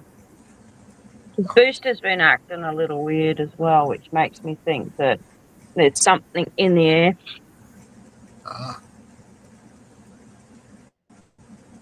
Let's see what the radar says. Because I can actually look at your radar now.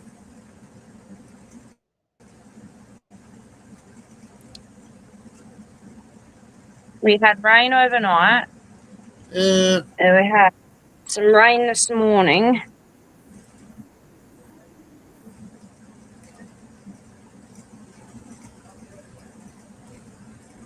yeah, so you got some cloud cover. Cloudy. Not much of Yeah. not much of precipitation. Maybe it's all rained out then. You got that hurricane. The cyclone to the north of you up by quite a bit, Yeah. like hundreds of kilometers away. What did I miss? What's the name of it? Oh, for summer.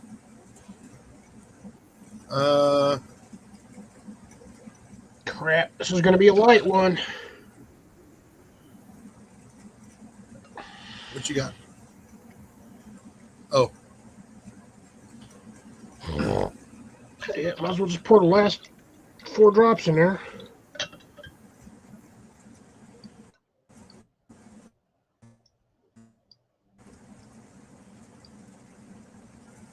yeah, we're supposed to be starting to get that the ice right around about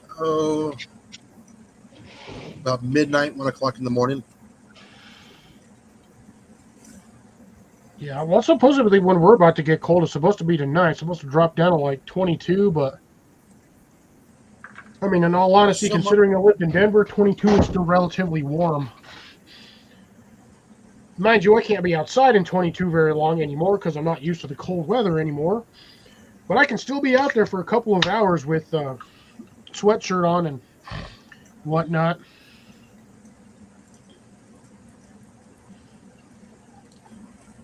Let's get back over to here. And yeah, we I got don't know some. where Rob is at, so I'm assuming Rob feels like absolutely shit today and has forgot that I'm going live. Yeah. But then again, the building he's in also has absolute shit for signal, so Yeah, well, like I said, today's Saturday. He might be with the local bearded brothers. well, he said he was going to be here because we talked about him. I talked to him on Thursday. Said I'll see you on Friday. Yes, he drops his trying to get on, but his devices aren't letting him. So unless you got shit connected, ain't gonna help.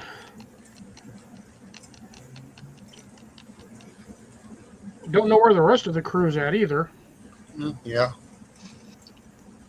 Usually Dan pops up. I usually see. Well, everybody's dealing with the freezing rain or the snow right now. That is true. So there's a possibility a lot of them do not have power, That is true. or have power but have no internet because the internet tower got knocked out. All right. I got to go mute for a few minutes. Cool. Let me know if you get him. Daughter's home. Ah. Oh yeah, it's about that time. Scooty Ooty Ooter.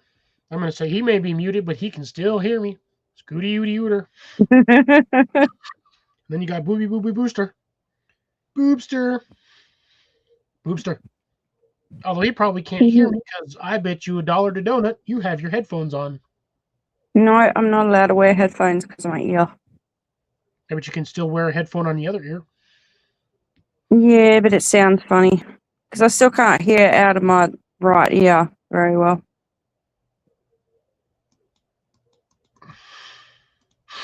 So left or right ear? It's my right ear. Which is annoying. So it constantly sounds like I have water on the ear and it's constantly under pressure because of the...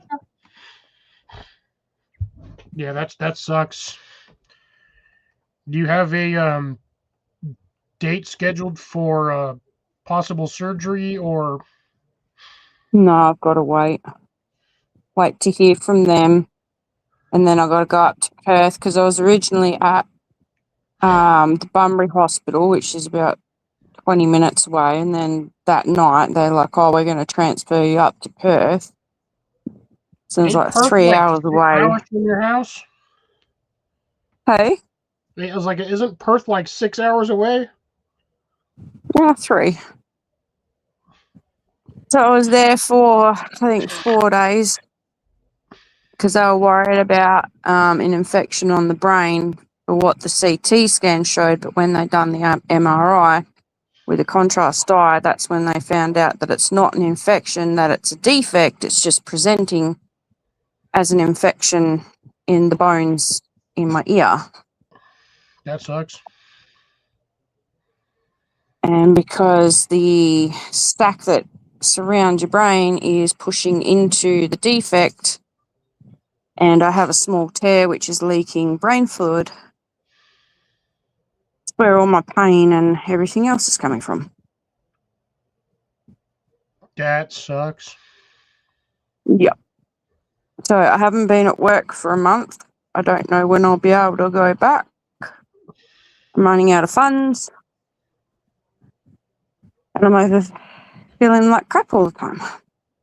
Well, are you not able to file for workman's comp? No, because it's not anything to do with work. And you haven't been there long enough to get any sort of like paid vacation or paid medical leave. How are you? Paid medical leave I've gone through because I only had 10 days worth. Oh, shit. Yeah. And I'm trying to save my vacation because I don't have much of it. So at this stage, the money that's in my bank will get me through the end of month bills, hopefully. And then after that, I have no money. Damn. Yeah. I swear, you and me drive like the same goddamn boat to where like we start getting ahead and then all of a sudden, bam, you hit a rock and Bam. it tears a hole in the bottom of the boat and you start sinking. Yeah. That shit sucks. Yeah. I know exactly how that feels. I've gone through that with like 3 vehicles. 2 vehicles, it sucks. It's not fun. Yeah. Mind you, yours is more medical, which is a little bit more detrimental than not being able to drive somewhere. But at the same time, trust me, I feel your pain on that shit. 100% feel your pain. Life is just sucking at the moment. And the thing is, you were doing good once you got rid of the other job with your a-hole boss and moved to this one where you were in the veterinary clinic and doing what you were doing over there. And you seemed like you were happy, busy, but happy. Yeah. And then you start getting caught up or, to the point where you feel like you're doing well and you're just above the margin of poverty. And then all of a sudden, bam, hatchet to the testicle. Yeah. Driving down the road and bam, all 4 tires flat at the exact same time. It's like, really? Why? And then the engine blows up and, the car catches on fire. Yep. Yup. And you stub both your pinky toes.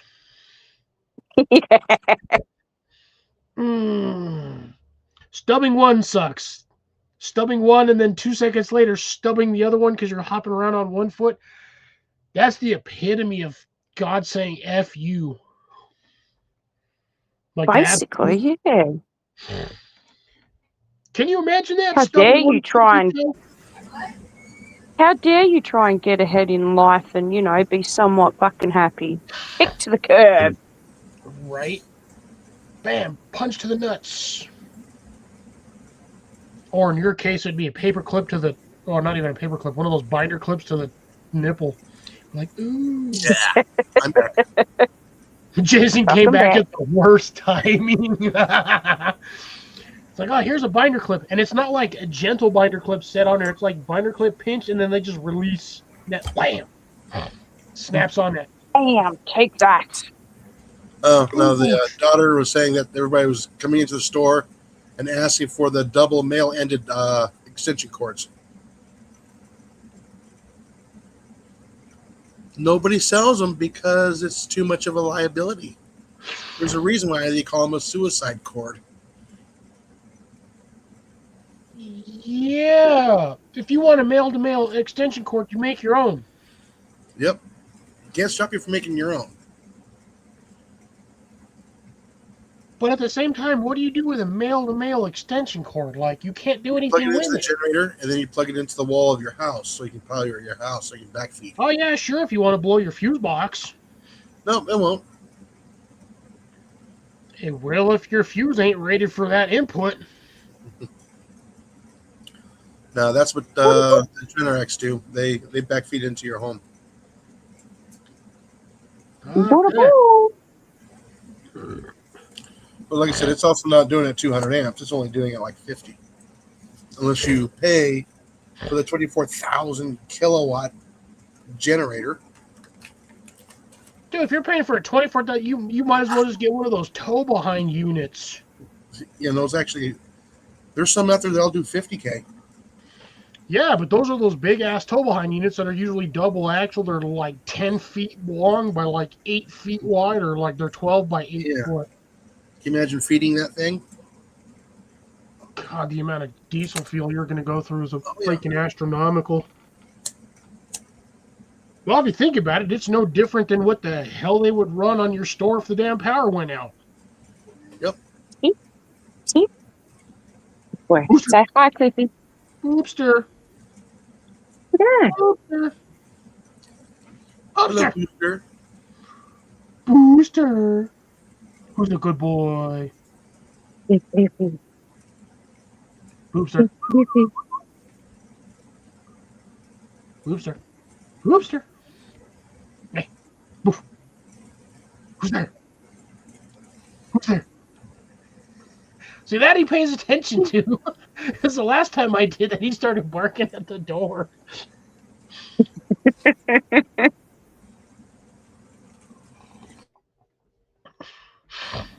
I actually think that dog's used to my voice enough that if we actually met in real life, I don't think he would bite me.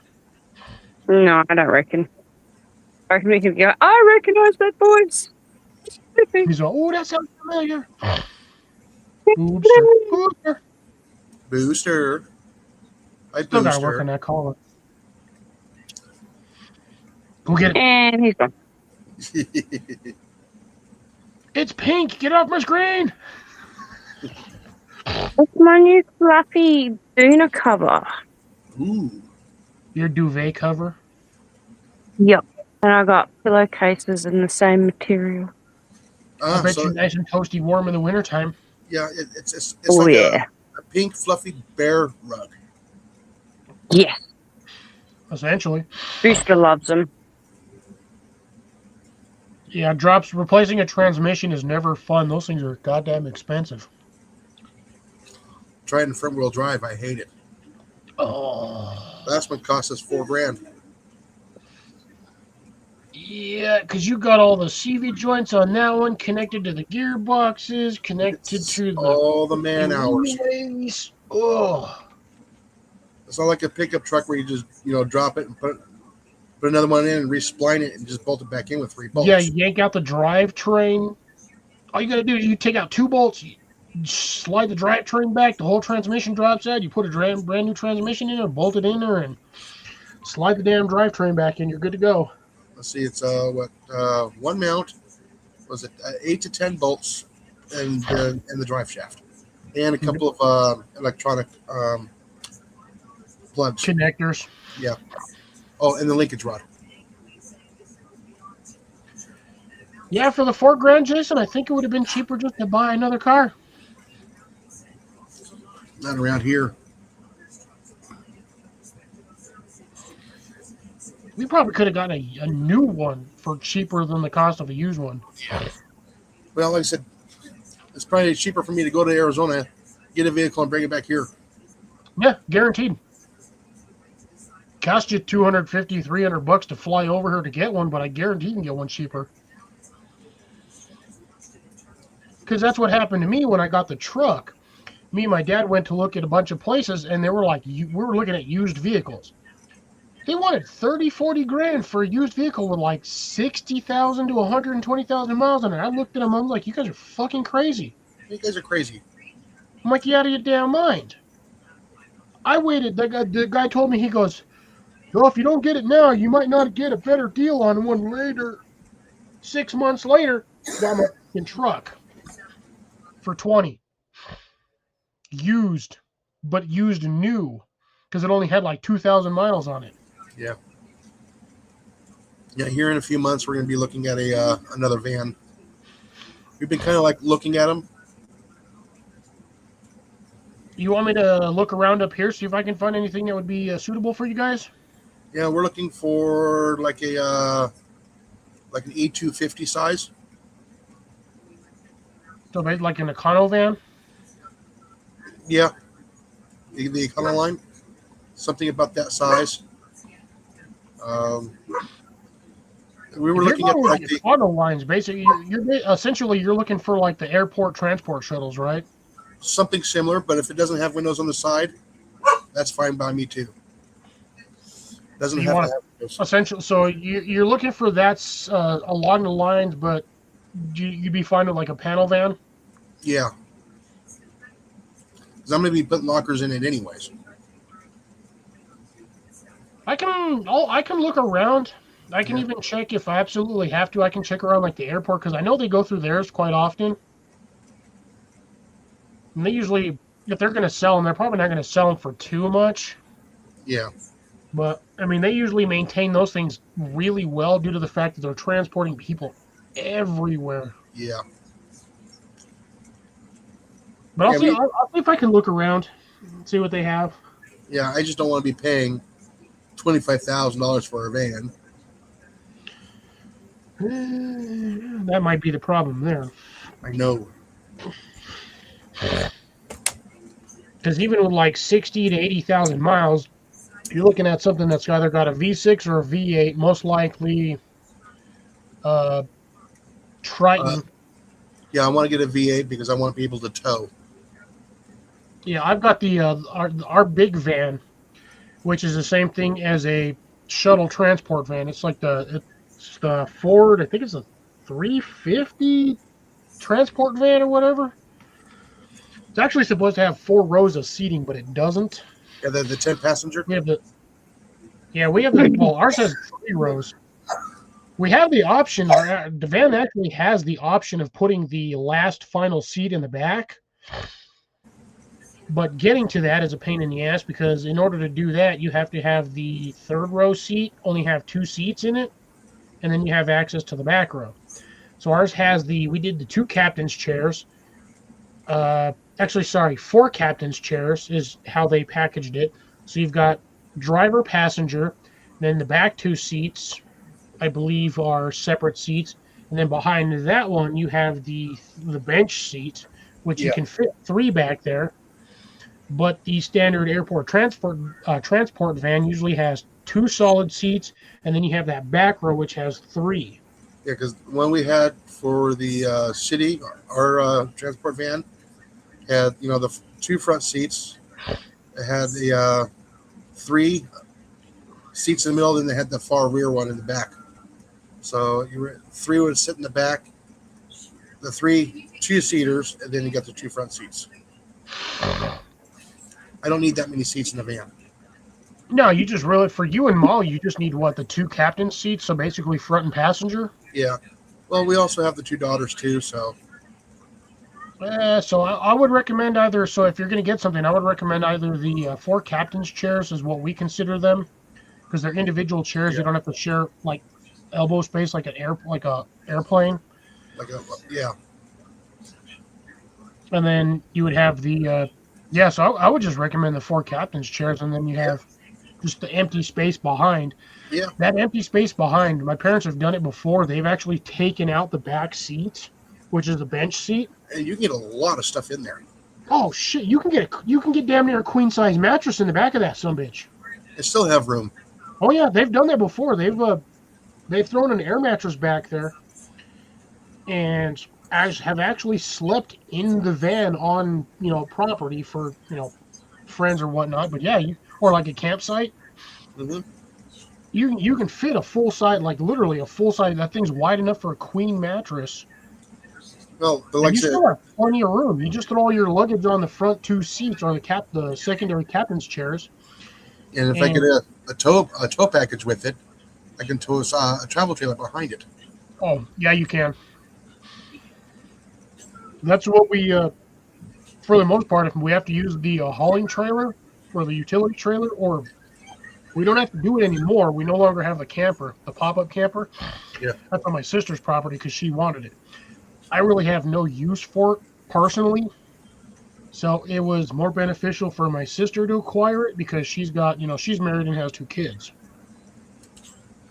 So having the pop-up camper on their property seems more beneficial than me owning it and just leaving it sitting in the yard for another 30 years before I decide I want to use it. Yeah. Which is what opened up space for my extra 2 garden beds, which I will be redoing most likely this year because I do not like the way they turned out. What don't you like about them? Too short, and I made them in a bit of a hurry, and I kind of wasn't really paying attention 100% to what I was doing. So I didn't make them as well as I would have liked. I only made them 2 deep, or 2. Okay, so fence posts, which are basically 6x6 round with a couple of inches shaved off on each side to kind of make it a flat half round.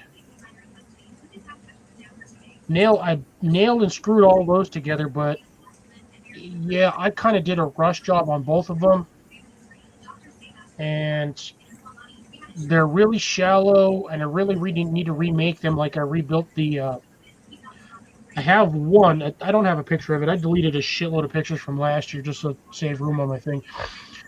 But if you look back at about, I think June, July is when I made it. I have the additional, or I think I labeled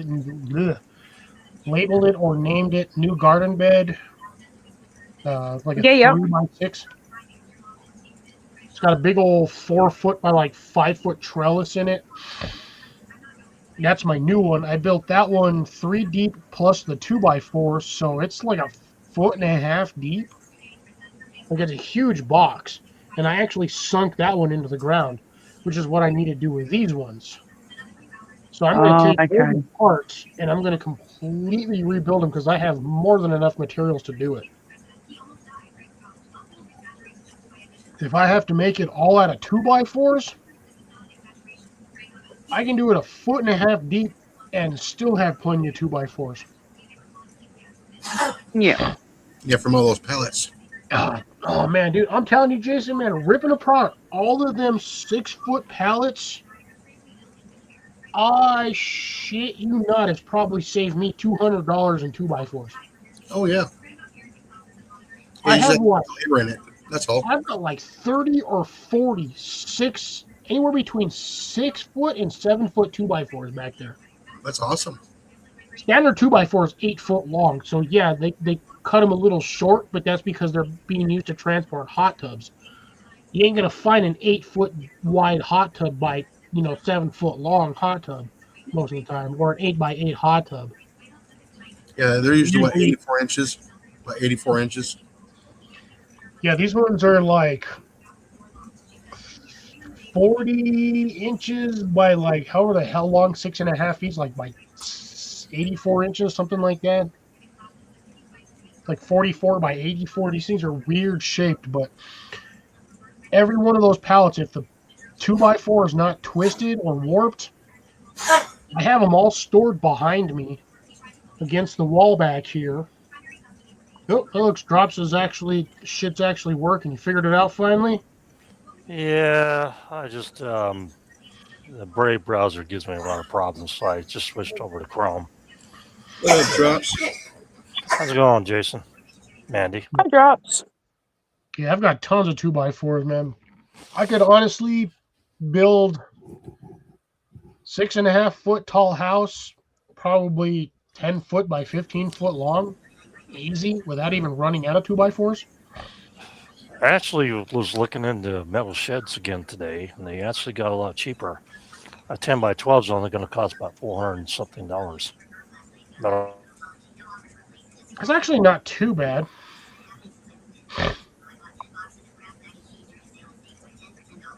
Considering I know eventually the price of metal is going to go up due to things. I'm not going to say what things, but No, we don't need to bring that onto the channel. I know everything else is starting to get expensive, which is why I'm glad I'm still growing food in them. Mhm. Hopefully getting chickens. I swear I'm getting chickens this season. So you were well, doing bees this season. It's one or the other. I think chickens are going to be less stressful to me to grow or do because I've already got the chicken coop. I've had the chicken coop since last year, Ah, okay. so Well- I just have to move stuff over to get the chicken coop where I want the chicken coop, and then I can run the wire framing around it. And how I'll be many good to eggs go do you there. actually eat a day, Cliff? Say what? How many eggs do you eat a day? No, I don't have chickens. No, I mean, do you eat eggs at all? Yeah, How many? well, family does, but I mean, I don't normally eat breakfast. I stopped eating breakfast back in actually, to be honest, I stopped eating breakfast back in like 1999. Yeah, I'm the same as you, Cliffy. Eat breakfast. I wake up, I shower, and I go to work, and if I'm hungry, I'll eat then. If not, I'll wait. Except for I have to eat a banana in the morning at the moment because of my brain medication. I have to eat with it.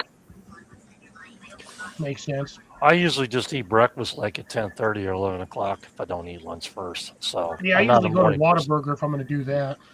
Yeah, I'm not a morning person, but if you're just gonna raise them for eggs, I mean, the Golden Comet's probably the best deal for you. If you want to do them meat birds, the Australorps are probably the best. Yeah, I'm not doing meat birds. I need layers for the most part. If I'm worried about meats, I might consider getting rabbits. That But would probably again, don't really have the space for too many farm animals, to be honest. be a better idea to get going common stand if you. But like I said, right now I just want egg layers because I know the price of eggs has gone down dramatically since last year. I'm not paying $8 for freaking goddamn 12-pack of eggs. It's going to go back up, though, and you know it. does every Depends on year. whether or not we have another bird flu or bird pandemic with the chickens. Nope, it's going to go up again in February. Does every year. Yeah, It usually only goes up, like $1 at best, versus last year where that shit went like almost triple the price for eggs. It was crazy. rabbit may be a better choice for meat than beef because right now beef is. They've had a lot of production issues on beef, and it's gone up like crazy. If you follow the stock market, you'll find out about that. So. Oh, I don't need to follow the stock market to find out that beef used to be. I used to buy that stuff. Like a pound of beef used to be like $1.89. That shit, a pound of ground beef now is like $6 minimum. I don't even eat ground beef, so I wouldn't know. I usually I just do it a go. lot of stuff because it's fairly cheap to cook. You grab a pound of it and make enough for like 4 or 5 people with 2 or 3 other ingredients. Well, if you're I looking went for to- land, I do know that there's a place down in Hardy, Arkansas, right now that for 5 acres, it's got a decent little shack on it with everything built into it, and it's for $28,000. Yeah, I ain't got that much goddamn money. Yeah, just saying. I'm looking at it somewhere around 5 to 10 acres for less than 10 grand, or like somewhere around 15. Yeah, well, that's high desert country, and you ain't gonna get much out of it. I can So. find a lot of that shit down here, but the problem is there ain't no resources on the property. That's the only thing. That's why land down here is cheap as shit. Well, digging a well is going to be very expensive too. $1,500, give or take. I don't think so. Down in Myrie, yeah, depends on how far you got to dig, but you also got to look at the local. You got to look at the people around you, kind of talk with them, see what the average drilling depth is, and then you got to talk to a lot of the drillers and see what the average depth is in that area, and they'll usually quote you a price. I don't care where you go in the country. If you're looking over 1,000 feet for a drill, you're going to be spending 60 grand. So. I live in the desert. I'm in the bottom of the fucking basin. This whole state used to be fucking underwater. Like our water table's like 8, maybe 10 feet in some areas. No, that's fairly cheap then. Maybe 1,500 is probably. Yeah, I'm looking at like maybe $1,500 to $2,000 to drill a 6-inch well. Right. That's dirt cheap considering a lot of places. Might as well just get an auger and do it yourself. Saftey, Yes. can you hurry up and win Lotto? Say what? Can you hurry up and win Lotto? Yeah. Right? If I won the lottery, I'm buying 10 square miles of property. Yeah, and you're also getting me and Boo Boo over too. Yep. I'll ship you guys over here by boat. That way Booster doesn't have to go on an airplane. Yeah. And now we're Like, going to look after Lotto. everything. I'll wait till our political turmoil's over if that's the case. Probably never going to end, but anyway. Yeah, right. Yeah, it'll go one side or the other. You know how that goes, Cliff. It's like. I'll get you here eventually. Just got to win the lottery. Because, once I do that shit, I'm going to... If I have that much property, I'm just going to build like little mini homes, about a half a dozen of them, and I'll consider them rental properties. But if you happen to need a permanent residence, Get it'll me. be a rental property under. We'll do a lease agreement. Is how I'll have to run that, but meh, whatever. It'll be what it'll be at that point. That's assuming I ever have the money to do something like that. And I can do that all on like 5 acres. Basically put everybody on a quarter of an acre on each property. Get about half a dozen little houses on a quarter acre, square it out so we have a good driveway in the middle, and the rest of that is all farmland for everybody to do whatever the frick they want on it. Yeah, well, my real estate agent keeps bothering me about selling the house, and I was like, I can't do that for 2 years for capital gains. So, end of March, I'm going to sell it, and then get 10 or 20 acres myself, because it just this is not what I wanted. I bought this for a former girlfriend that actually, decided she didn't want it afterwards, and it's 2,700 square foot house, for Christ's sakes, That's a big ass house, to be honest. 2,700 square feet. That's I know. I don't long need house. that. All I need is a kitchen, a bathroom, and a bedroom. Honestly. Yeah, you're like every other red-blooded single American. By single, you're looking at like what the standard equivalent of what, maybe 1,200 square feet apartment. Studio, Yeah. basically 600 to 800 square feet. I think mine was like 8 or 900 square feet was my apartment. I had bedroom, bathroom, kitchen, living room, which was living room / studio, which is a weird setup. And then it had like this weird side pantry thing, which was like an office space just off to the kitchen. And then I had right behind that to the offset was my washer and dryer room, which had its own closet door or closed door. But the space where normally you would be like, oh, I'm going to set up my office here, you'd have, it literally had a big old desk, probably 3.5, 4 feet wide, standard like office setup, little cabinets on the top and bottom for a full on like what I'm doing here. Yeah, well, the whole just point. to the left of that was the front door. The whole point, Cliff, is I just want 10, 20 acres with a little cabin in the middle and a big old shop next to it, And I don't need a pool house, which I have one, by the way. So just, Man, if you want a pool house, the easiest thing to do is buy like a 20 by 20 shed and just dig a hole and stick a damn pool in that bastard. I've already got a pool house and a 16 by 46 pool or something like that. Has to be. 20 by 20 is more than enough. You're getting what, like, give or take a 10 by 10 or 10 by, maybe even 12 by 12 pool. So essentially a square pool. It's oval, but I didn't really want it. I don't care about it. I don't like to swim, Yeah, but that's not what I wanted to buy, and so kind of stuck with it for 2 years because of capital gains laws. You know what I'm saying? Yeah. And it tripled or quadrupled in value, so I'm just going to get rid of it by the end of March. I'm doing some reconstruction. I'm putting in new walls, making one room into 3, putting down wood floors, painting everything, and the whole 9 works. And new toilets, new vanities, new cabinets, and everything else.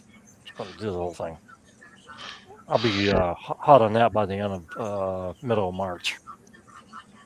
But as far as money goes, well, I do trade stocks, which I do. And, well, Friday wasn't the greatest in the world. I made $260 on one account, and I lost $230 on the other account. So I made $30. I made $30 on Friday. I was like, dang it. Not used to that. Just enough money to fill your gas tank so you can drive to the grocery store. Yeah.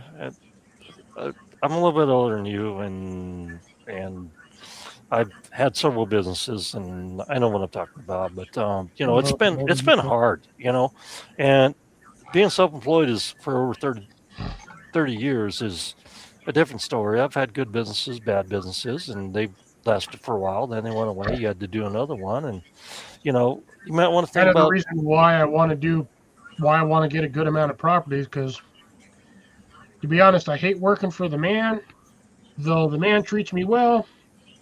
But at the same time, I want to kind of do my own thing. I was wondering, good night, Cecilia. Be well, be safe. Do not freeze. Good night, Cecilia. And hopefully we'll see you on the next one. Be well, be safe. My whole point is sooner or later you got to cut the cord and you got to actually figure out what you want to do. But unfortunately, I'm going to tell you, 9 out of 10 people that start a business go bankrupt in the first year. Just kind of like winning the lottery as well. You know, they spend the money, they use the money up, they don't do it on the shoestring. If you got a really good niche idea business for a business, you should go for that. But you shouldn't put yourself out there to the fact where you quit your job until you get the money rolling in. You know what I'm saying? Yeah, that's exactly the reason why a lot of people go bankrupt, like you said, is because everybody puts 100% into what they're doing. And they borrow No money. turnaround. If they don't have any turnaround, basically quitting your job to put 100% into it just bites you right in the ass later. Hmm. Yeah, I have a lot of experience in this industry. Yeah. You know, even at one time, I actually had a couple of small dial-ups, and I was making $7,500 a month off of it. Okay? And I just went to a wholesaler and said, "Look, I need an account there," and I signed people up, and I was making $1.25 each one of them. That was a great business until you know the cable stuff came in, and you know the DSL or whatever. It dropped off big time after that, but I was making good money. I mean, I just want to be able to grow food and possibly just sell from there. I've seen a few people that have managed to do, successful business on, 2, 3 acres, got nice little product farms, growing what you need and getting everything squared away. But problem with doing that is it is nonstop working your butt off from dusk till dawn, essentially like a standard farmer. Wake up at the butt crack of dawn, going to get, your eggs, your milk from the cows, making breakfast, and then you're out there basically all day long until the damn sun sets. Or Unless as the unless you proverbial text is, till the cows come home. Well, the one thing I can say, Cliff, is that actually you should pick a niche market that you can actually profit off of in that farm. And depending on the area and the distribution you can do, you could probably make a really good living at it. And I'm working on that. The only problem is it's going to take me a while because I don't have a solid acre to actually grow the product I want to grow. So I have to start off small. If I had a solid acre, I'd be making 70 to 80 grand a year without even breaking a sweat. On a good year. Yeah. yeah. I'm just saying, though, it takes planning. You have to pick out a niche. You have to be very smart about your marketing. And another thing I've done in my life is I've bought maybe 2 new vehicles in my life, but actually, to be honest with you, I just go look on Facebook and I buy something for $2 grand, $1,500 for a vehicle if I need another I one. don't trust anything on Facebook. That's why I don't have it. I got a couple good mechanics, but if this transmission is going to cost me too much on the side of the truck, I'm just going to buy another truck that I can just rip the transmission out of and have them replace it. I'm trying to think. When did I buy that truck? 3 years ago. I'm going to be 45, so 42 years. I finally bought a somewhat new vehicle. Every other vehicle that I bought was either used or purchased off of a family member. I guess what I'm trying to tell you is position yourself for success. Okay. Yeah, trying to, but with the economy the way it is, good luck on that. Unless you're making, 5 figures or 6 figures a year. I'm not going to mention that, but I remember during COVID when COVID hit. Remember that? I remember COVID. Still don't believe it existed. Yeah. Well, when that hit, I had one client that was making like $3,600 a month off of, and they just shut down. They want $3,600, and I did my PPP loans, and they only covered a third of what I lost. But I rolled with it. I was used to working at home. I do all this IT, network computing stuff and coding and all that stuff. You know what I'm saying? Formerly an engineer. And the thing is, I'm trying to tell you is that you have to pick a niche market that you know you can make money on. And I'm encouraging you to do that, but you just can't abandon everything and walk And that's away. what I'm working on. The problem is it takes time to do what I'm trying to do. And again, I don't have the property in order to do what I want to do. Right. But the property that you want can you find a place that will be able to do what you want to do at a minimum cost without borrowing money? Because borrowing money is going into the pit, in my opinion. I've looked into it, where I live, and the value of property for most of the stuff that I'm looking at. I can do it. The problem is when I look into these properties, look at the description of what they have for their legal jargon, every time I read that, it sends me about 15 red flags. And the minute I So they see a got red restrictions. flag on a property description, I'm like, nope, you can suck it. Yeah, well, you're never going to find the perfect thing, but you're going to find something that will be It's the doable. legal jargon that they throw in there. They're like, oh, 500 down, we'll get you this and this and this. And then, no, I'm sorry. I am not a legal expert or a freaking real estate agent, but every time I read that shit, I swear to God, it's half a dozen red flags. And I'm like, yeah, no. Yeah, it's like bending over backwards so we can screw you, right? You know what I'm saying? Yeah, it's like, oh, here, for 500 down, you can get this, and then for like an additional $1,000, we'll get you this, and then you're like $1,500, $2,000 into it, and then you find out that somebody else owns that property, and you're out that $2,000. Yeah. No, thank you. Yeah, you got to be real careful about that. You got to do a title search and everything. And Yeah. Hey, Tuck, how's it going, brother? How you doing tonight? How you doing? How's the weather? Stopping by to say hello. Need some sleep? Well, you know what, brother? You be well, be safe. I appreciate you stopping by just to give me the thumbs up and views. And stay safe. You be well, be safe, stay warm. If the if the cold front happens to hit you, do stay warm, do stay hydrated. That is, again, it's funny that I'll always say this during the wintertime. Stay hydrated. Dehydration will actually kill you in the wintertime. So be well, be safe, be warm. Appreciate you stopping in, brother. that's true. Actually, hydration is a big, major thing in winter storm. And I really, I'm not really happy about the way the weather is right now. I think I should have just booked a vacation to the Bahamas or something this time of year. You know, honestly, Okay, Ted Cruz. whatever. It's I'm gonna say the so you've either got the Ted Cruz index or the Waffle House index. Jason knows exactly what the fuck I'm talking about. Yeah. By the way, they closed one in South Carolina. Yeah, well, I never liked Waffle House. I like Waffle King over there in Alabama, down by Dolan. Hold on, wait. Jason, did you say they closed a Waffle House? They cloned a Waffle House. No, you said somewhere. What did you say when I was leaving? They I thought closed a Waffle House in South Carolina. Yeah, so the index in that area is, man, it's going to be bad. And yeah, when they close a Waffle House, your weather index is you're fucked. That's how that shit is. Because the Waffle House index is, if Waffle House is open, weather's fine. If they're half-staffed, weather's kind of shitty. If the Waffle House is closed, you're in for a long weekend. Yeah, like I said, I like Waffle King down there in Alabama, Dolan, Alabama. Much better food.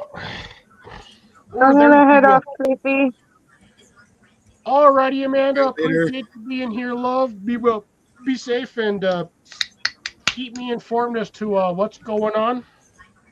Yeah, once I have more answers, I'll let you know. I won't be at work for a couple more weeks, so hopefully, depending on how I'm feeling, I should be able to come up next week as well. Alrighty. And I hope you feel better. Be well, be safe. Eat more nachos. It helps. yeah, and stay cool. I hope things turn around for you, mate. Okay. Thank you. Much love, everyone. Talk to you later. Good night. Miss you already. Miss you more. Bye, love. Yeah, because I was running across this. I was laughing when I saw this the other day. I was like, because they were doing the Waffle House index, and me and Jason have talked about the Waffle House index. I have a Waffle House here, which is funny, and then there's the Ted Cruz index. If Ted Cruz is in your state, you're fine. Ted Cruz books a flight to Washington. It's going to be kind of shitty. But if he decides to book a flight to a tropical location, you fucked. Yeah. Yeah, I try to stay out of politics because Or the Jim Cantoria effect, I don't know about that one, but the Weather Channel. oh, don't even mention his name, please. Okay, give me a headache. That's Ugh. Been a while since I drank one of these, and good lord, after drinking a Jaeger bomb, ooh, this tastes funny. well, I actually have my beer flowing in, and it's called Jaguar, so I'm much happier with that. Well, I ran out of Jaeger, unfortunately, and I'm really hoping that the only reason why they've hiked up prices on that stuff is due to the fact that the Super Bowl is getting close. Yeah, it's only a few weeks away. I know, we got was it February 8th is the Super Bowl or some shit like that? I don't know. Are the Broncos going to win this game on Sunday? Yeah, they're playing New England. We'll see what happens. I'll find out tomorrow. Because I I think the know game a starts at 1. bunch of boys over there in Chicago. They're over there at the exchange, and I was talking to them this last week, and they lost. And I was like, "Oh, I'm sorry to hear that." Well, I'm not a football fan, so I might do a $50 bet with the guy that actually he's one of the building workers. He's a Broncos fan. Might do a $50 bet with him on whether or not they win or lose. If they lose, that's gonna suck. I'm gonna be out $50. But it is what it is. Honestly, Cliff, I probably would put my money on New England, even though I'm an old-time Bronco fan. Oh, that's what I'm saying. To be honest, I got $50 on New England. Yeah, that's probably a good bet. If I lose, he's got $50, and if I win, I got an extra $50. So it's going to be one of those things. Yeah, I really don't get into sports that much anymore. I mean, used to be a big sports fan, especially for the Broncos, but nowadays I'm just like politics. I don't care if you have TDS or whether you hate Joe Biden. I mean, come on, it affects the market and it affects the way that I would have trade. taken Bush for a third year over these two more over the ones that God, we have. not another Bush, please. Might as well put McCain in there. I mean, or whatever. I just don't. I really don't care anymore as far as that Take goes. Nixon. I'll take Nixon for term. Oh, Nixon was a card, wasn't Yeah. he? Yeah, that was funny as hell. And it's like, Let's go with Dwight D. Eisenhower just for the fun of it. Resurrect his ass and be like, you want to run for a third term? Yeah. But anyways, I'm just laughing at it. But anyways, it's like I do trade in the market, and I do actually make money off of it, and I pretty much shifted off my consulting standpoint and that stuff. But you need to find a niche that you actually think you can actually make money in, and I encourage you to do that, but don't quit your job. No, I don't plan on quitting my job unless I win the lottery. And even if that's the case, I'd probably still work at least 3 to 4 days a week just so I don't lose my mind. Well, a lot of people lose their money when they win the lottery within a year and a half. So that's because they mismanage the money. You invest a majority of it, and you leave the rest of it just sitting there. Exactly, but back to chickens. I think if you just want egg layers, I think Golden Comet's going to be the best because they're most gentle. And I've had them. I've had Americanos. I've had Austerlofs. I've had New Jersey Giants. And Whiteouts. Have you had the Reds? Jeez, don't get the New Jersey Reds. Don't get the Whiteouts either because those ones are nuts. They're really a pain in the ass. Used to have a big old rooster called, he was a Whiteout, and he's like the size of a medium-sized turkey. And he used to come at me every time I would go in there to feed him. I'd have to do a field goal every day. So whack them a few times, they learn. No, I did a field goal every day. Not kidding. Whiteouts are kind of skittish. The Golden Comets are nice. I even have one that followed me around the yard, and when I was digging, she'd just sit there and wait till I'd shove something out of the ground. Then she'd go in there and grab a worm or two, and then she'd just stand right back and wait for me to dig again. Well, isn't that what a lot of chickens do when you raise them from the little ones? Because they they imprint, so they basically assume you're the den mother, and they'll just follow you around no matter what you do. Unless you're unfortunate and get an entire clutch of goddamn roosters, in which case you're shit out of luck on egg layers. Yeah, just I would just say go with the golden comets. Probably the best one if you just want egg layers. If you don't want meat birds, they're probably the best to produce some of the biggest eggs, some of the biggest yolks, and they're small. I was looking at what Tractor Supply had, and you can actually order chickens or little ones from there, and they have, God, I think it's like 30 different varieties that you could order. Right. But here's the thing. When they're all little, how the hell do you know exactly which chicken is which? Because they all look the same. They're all fuzzy and yellow. Well, they put them in different cages, and they're not all fuzzy and yellow either. Ocelops are born black and white. So, Every chicken I have seen at Tractor Supply has always been the fuzzy yellow ones. They'll have them in like 3 different tubs, but they all look exactly the damn same. No, I've actually hatched and raised chickens. I've been doing that since I was 5 years old, so I know nothing about chickens. Okay, I don't know how to process them, don't know how to do anything like that, so I know nothing. If you say so. But if you just want big egg layers that produce eggs even during the wintertime, and large egg yolks and large eggs, the golden comets are probably your best bet. They'll start laying around 4 months old, so you might want to think about them.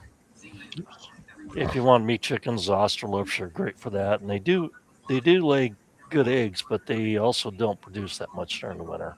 Yeah, I'm not worried about meat birds right now, as I don't go through a lot of chicken at the house, so I'd rather just have egg layers for the most part. Like I said, if you want birds that are actually going to produce meat, the rabbit's probably a better choice. God damn, yeah, golden comets. It looks like they say they lay about 300 eggs a year. Yeah, starting at 4 months. Damn, that is a shitload of eggs. Yeah, and they do good for 3 years, and they really produce during the wintertime too, like when most chickens don't. So the Americanas are also a nice breed that you could probably look into. Well, isn't the production of eggs relatively based on what the chicken has access to as feed? Well, it's really relative to the breed of chicken. Some chickens actually produce more eggs every year than some other breeds. But well, yeah, but I mean, I'm saying though, like, if the chickens have access to, good feed throughout the year, are they going to produce more during the wintertime versus like what they do in the summertime? Or is it due to the fact that it's cold weather, their production values slow down to about, roughly 50%? It depends. It depends. What I did is I feed them table scraps during the wintertime. And what do you consider table scraps? Whatever you don't want to finish off. So if I don't want to finish off 14 ounces of steak and I throw that out in the chicken coop, are they going to fucking eat that? Yeah, they are. And they'll eat each other too if one drops dead, to be honest with you. Well, that I do know, that chickens are technically omnivores. Yeah, they'll eat anything that drops dead in their coop, but just feeding straight A, do not buy Purina for feed. I've noticed that in the last 2 or 3 years that's not very good. Wait, and do not buy what? Did you say Purina? Purina. Why the hell would I give them dog food? Well, they also make chicken feed, so there you go. They make several different kinds of animal feed. Yeah, you can throw them on scraps. Like I used to throw them some lettuce, cabbage. They'll eat it. They love it, and they like leftover chicken livers too. By the way, but It depends on your feed. Make sure you have a good feed that you feed them. That's not too expensive, but I I just mean, I got found that. tons of chicken scraps. I mean, like, or sorry, kitchen scraps, not chicken scraps. Oh, because I mean, like, I do a lot of vegetables during the season. So I mean, I'll have like all the garden tops from like carrots, radishes, beans, and all that shit. I'll be throwing the skins or whatever casings over there. Uh-huh. I would assume that would be enough for the chickens to Well, munch. do you remember me telling you about lovage? Um, Yes, I don't grow lovage down here. Just me personally, I don't have any. It has no value for me. okay, well, they really love the leaves on lovage. They'll sit there and peck on it all day. If you let them out and run around, they'll just sit there and eat off of it. Can I But not there's do the same thing with like lettuce or cabbage? no, there's much better things to grow like lovage instead of that. Um, your leaf lettuce and stuff like that. A lot of it doesn't have a nutritional value. Unless, what you should probably grow is some lamb lettuce instead, because that's more nutritional Like for them. lamb's ear? Yeah, and you grow a food forest around there with some amethyst and stuff like that. Can't do that. I don't have the property for it. I understand, but they do like that better. And what was the other one they liked a lot? That grew like a bush, like a fence. I can't remember it right now. Um, what's the name of that? Well, they like yarrow. They will go into yarrow. They will go into. I'm trying to remember the name of the plant now, but they really love that too, and they'll just sit What's there and the eat on plant it. look like?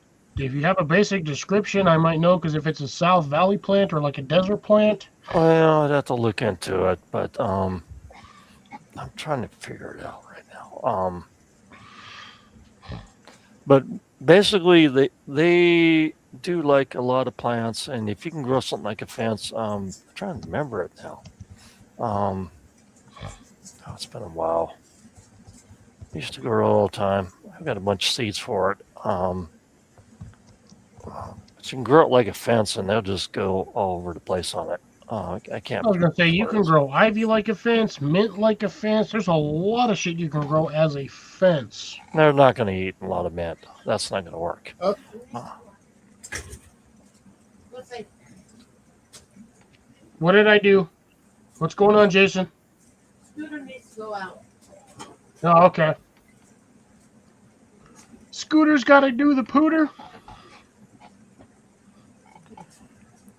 I'm trying to remember now, but you can grow it like a fence, and Hawthorn. no, it just grows like a fence, and you can just plant it out there. I mean, You're killing me, drops on this because every time you say grows like a fence, there's like 500 plants you can grow like a fence. oh, I know. I'm just trying to find it. But I'll just tell you next time. Is it consumable by humans or only by animals? Both. Yeah, I narrows it about down to 250 plants. Yeah, I know. I'm sorry. I can't remember the name of it. I'm getting old. Give me a break. Armor leg. Yeah, I'm just trying to remember it. Squash, spinach. No, lambs are probably better to grow, but you can grow. They probably love anything like what do you call it? It's not cilantro, Technically, but you can grow peas like a fence too. yeah, they really don't like peas. To be honest with you, I haven't never seen them peck on the peas. But maybe those fava beans would work pretty good because you can eat the leaves and everything. But yeah, they like kale. They like I'm trying to figure it out. Don't grow that, unfortunately, because I've never really had a need for kale. I don't like it, honestly. I've grown beets on accident because I didn't know they were beets. I just planted a bag of random. It was considered mescaline mix, like a salad mix, and somehow in that shit I ended up having beets. Yeah, and there are a few other things you didn't count on. But I'm trying to remember, God but damn, Deb, didn't you say you were going to get your tea refilled like an hour and a half ago with like 3 chefs in the damn kitchen? but you can build a food forest for them, and I'm trying to remember. I can't remember it right now, Clef. I'm sorry. I probably have to go through my boxes of seeds. Yeah, because unfortunately, due to spacing, I have been informed that I am no longer allowed to take any more ground space or ground footage on the property. So where I'm at on gardening is pretty much where I'm stuck at until I can buy my own property.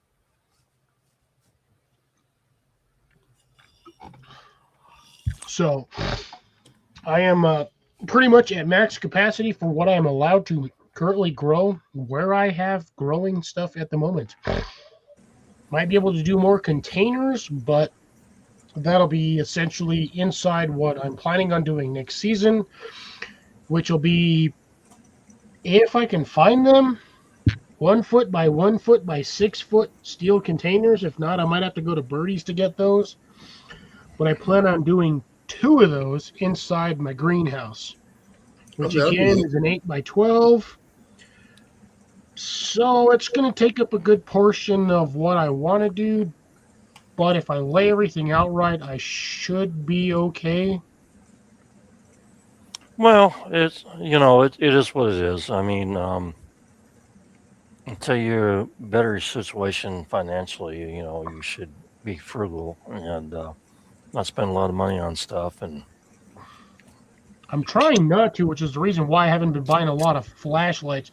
Normally, I buy $300 to $400 worth of flashlights every season, but haven't been doing that. well, I bought a lot of purple gear too. Throwing knives, machetes, crossbows, you know, all that stuff. I've even got pistol crossbows.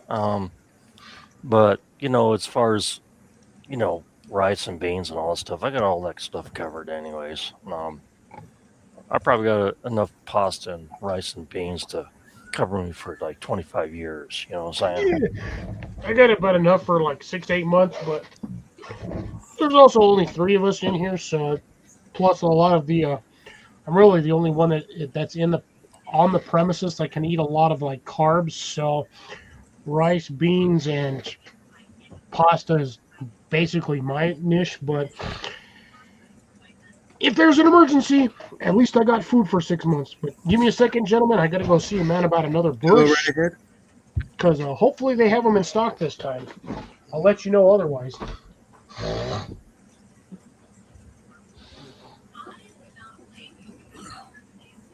Yeah, I know. I need to get going here pretty soon. Yeah, Yes. I'm getting pretty tired too, Jason. I mean, I gotta work in the morning. it's getting cold. I don't have to go anywhere. Thank God. No, actually, I have to work tomorrow. It's my Wow. schedule. Well, even if I had to work tomorrow, I wouldn't go anywhere because there's snow everywhere and people around here don't know how to drive. So, getting up downhill with a 4x4 anyways ain't gonna work. See if I can find it over in Tribly Market. It's a real good one to grow. Just trying to remember what it is. What? I physically can't open them.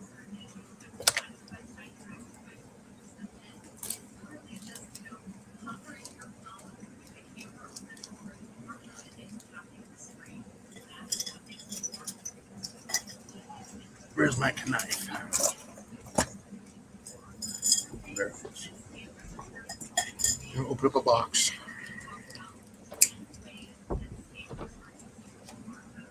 I heard that, Jason. What? Yeah, you know what? What? My knife? Cancer stick.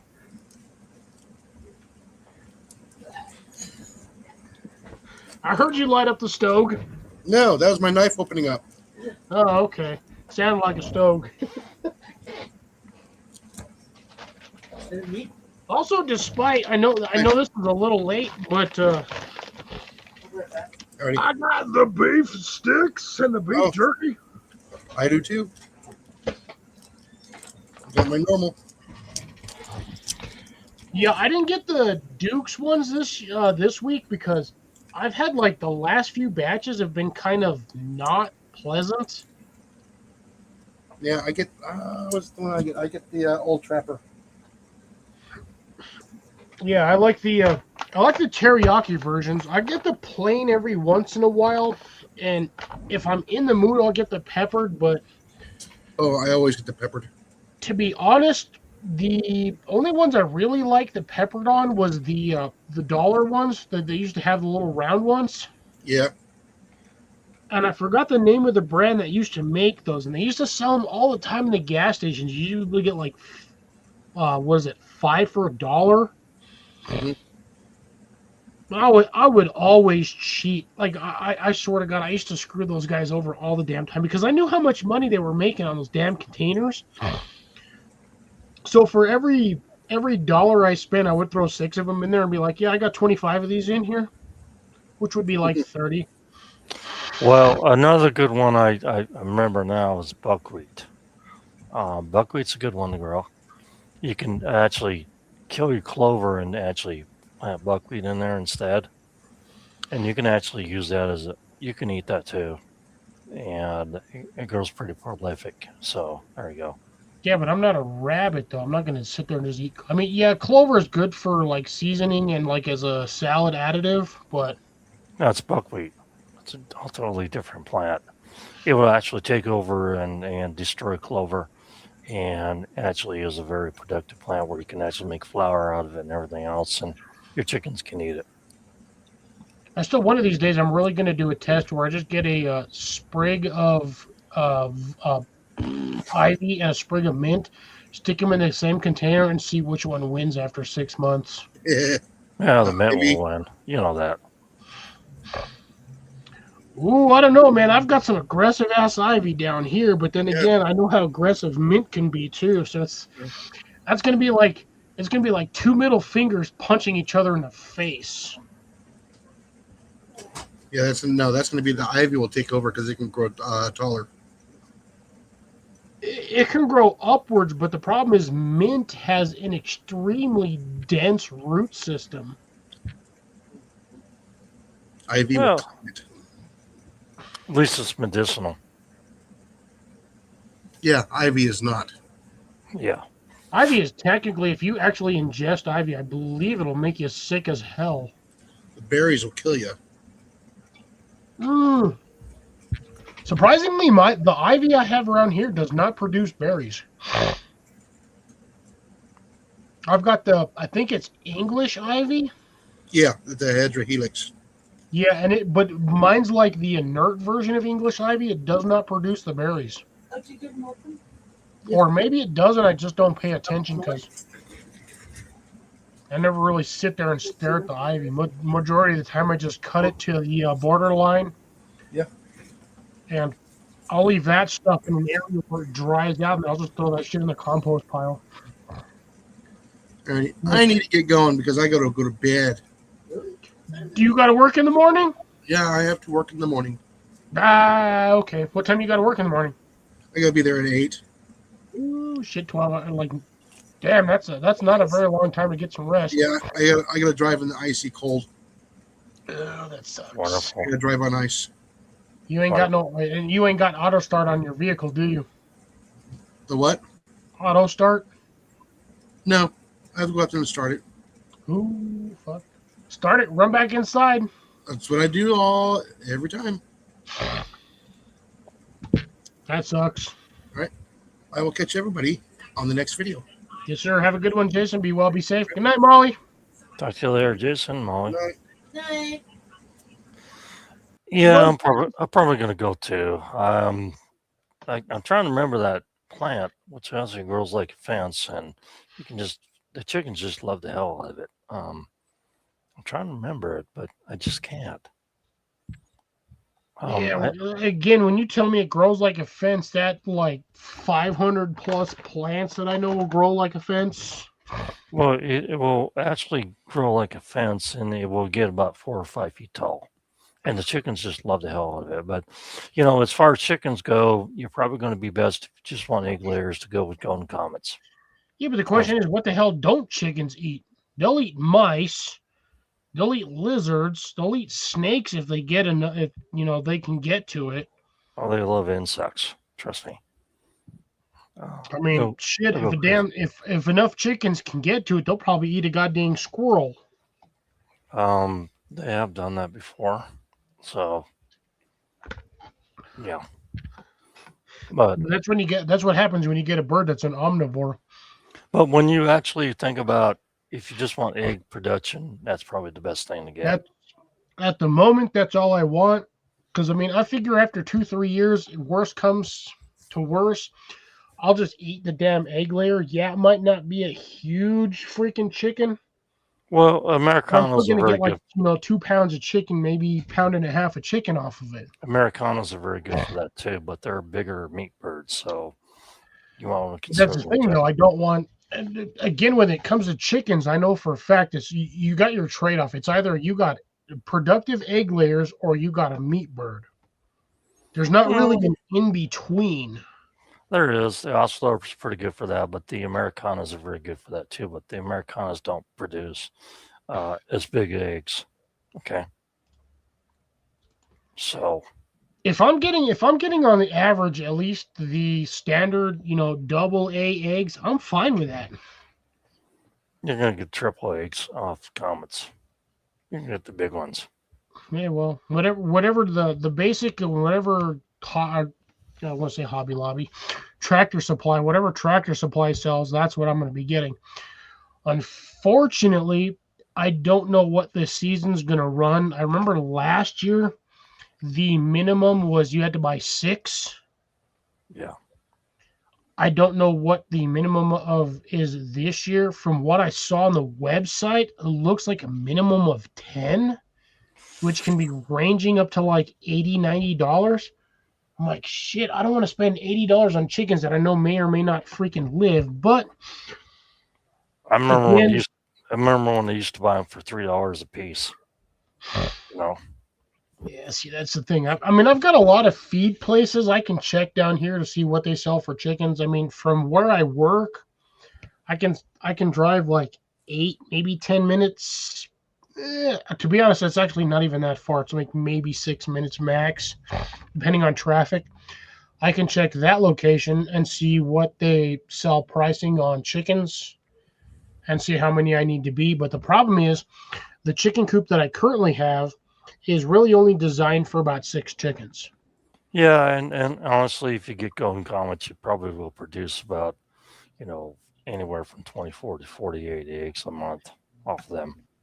So keep that in mind. So you're gonna get 2 to 4 dozen a month off of 6 chickens. So just consider that. 2 to 4 dozen a month is actually not that bad, considering the average household, 3 to 4 people, is going to go through 6-8 eggs a day. Yeah, you'll be cutting it a little close on that with 6 chickens, but well, again, you're going to have the survival rate if you buy chickens. We'll say on average, two out of every 6 chickens doesn't make it. You're going to be buying chickens every couple of weeks just to keep stock up. Well, if they're healthy and stuff when you pick them up and you keep them warm, because you got to put them in a brooder first, anyways. So if they have no wings, once they get their wings on, I got to keep them in the warmer or whatnot. But at the same time, where I'm at, I have a lot of predators. I have rat snakes, which I've seen every once in a while. Average, I usually see about 6 to 8 a year. I also have cats, hawks, crows, buzzards, and owls. Also roadrunners. Roadrunners do not discriminate. They will eat anything they can get a hold of. Yeah, understood. But I think that if you get like 6 or 10 of them, I don't think you're going to lose many of them unless you got a little cage for them anyway, so you can isolate them. That's the thing. Because At the time, I was thinking, because the cage was one, I think I only paid like $150 for the six chicken cage. After that, for like, I think it was like double or triple the price for a large one. But I did not have the floor space or footprint for one of the larger ones. Is it one of the cages where you can actually open up the top and then put a heat lamp in there? No. So the one I have is. Let me show. Let me bust it up.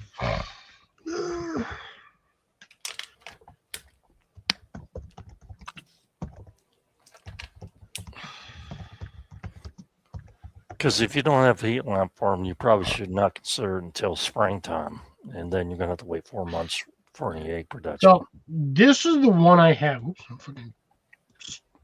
Third drink's actually starting to kick my ass here, but anyways. Whatever. So this is the. If it loads. Oh my god. Why is the internet being a turd right now? I don't know. Solar activity, sunspots. What's solar activity? It's the middle of the night.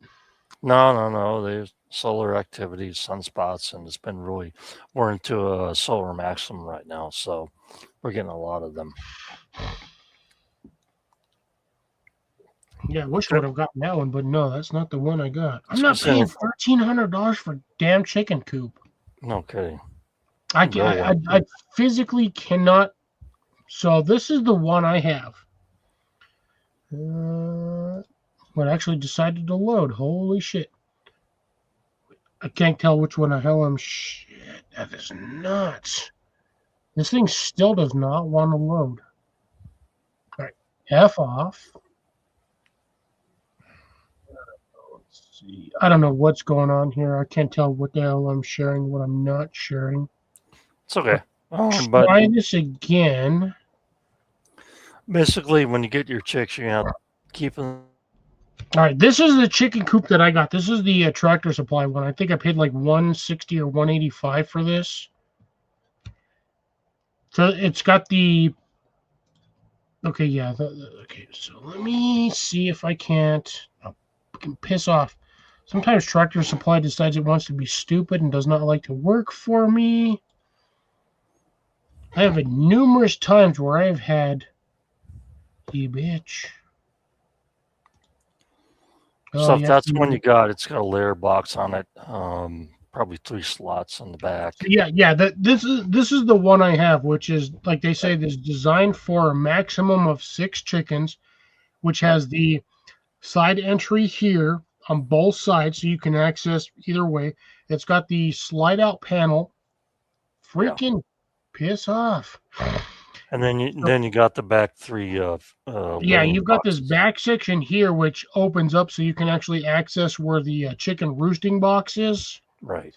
And then again here, where you have the circle, has that's basically the air vent. Man, piss off! Stop working. You're pissing me off. Yeah, but if you get some new chicks, this time of the year it's pretty cold, so you're gonna have to put them in the heat lamp, and suggest you get a big tub or whatever, or a plastic tub or whatever. Yeah, well, right now they're not even selling chickens. They won't start. Tractor Supply will not start selling chickens. This is pissing me off. The thing did not want to work. They won't actually start selling chickens until March. Yeah, but if it's still cold under 90 degrees, you want to go and put them underneath the heat lamp and a brooder, which can be a big plastic tub. You hook up the heat lamp, and you keep them there for about 2 weeks before they start getting wings, and then they start flying out of there. Okay. I have the 6x6 greenhouse. If I have to, I can throw a couple of heat lamps in there and just close it off and leave them in there. They'll be fine. Okay. Yeah, well, is it a solid one with floor on it and everything? If I remember right. My 6x6 actually has to, because of the way I designed it, I pitted it, so you actually have to step down into it. Right, but You're gonna need a heat lamp if it's too Yeah, cold. I have heat. I have electricity running to that. I can run a couple of heat lamps in there in a little section. They'll be fine. But like I said, Tractor Supply here will not start selling chickens until about Right. in about March. Well, But what you I'm cannot physically pick them up until about April because what I'm saying, Cliff, is that when you get them and they're all fuzzy, you got to wait 2 or 3 weeks before they can get their wings, and you'll know because you'll see the wings pop on them, and then they'll fly out of the brooder. So you got to keep them on the heat lamp until then. Okay. well, that's again, like I said, I've got a sunken greenhouse that drops down about 12 inches. Okay. All I got to do is put a Just telling you. no, that particular greenhouse, Grace, at the moment, the 6x6 or my original greenhouse from last season has absolutely nothing growing in it this year. Anyways, I got to drop down because I got to go pee. All right, I'll catch you gonna later, go to Drop. bed. Be well, be Talk safe. to you later. Appreciate the input. Appreciate the information. Okay. You have a good one. Be safe, be well. Don't freeze and stay hydrated. Thank you. Good night. Have a good one. But yeah, no, like I said, Grace, the 6x6 currently has absolutely nothing in it other than a couple of boxes from my solar system. That one I'm actually planning on replacing because half of the polycarbonate panels are fragged. They have holes, they're pitted, they're broken down. If I get a solid windstorm or any sort of hail, those panels are toast. So most likely this season, what I'm planning on doing, or at least next season, I'm going to replace that 6x6 greenhouse. I'm still in the process of looking for a good one. I might go with the same style that I have for the 8x12. So I think I'm going to go with that same style of polycarbonate greenhouse with that particular framework. That one seems to be a hell of a lot sturdier than the one I currently have. So it's just a matter of finding the exact same one I want. I think I want the sliding door as well. I don't like the swing door because of the latching system. It doesn't have a stop. So when that door is open, the latch actually sits up against the polycarbonate.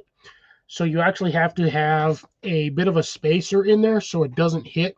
Similar to like a standard door stop for, a room door.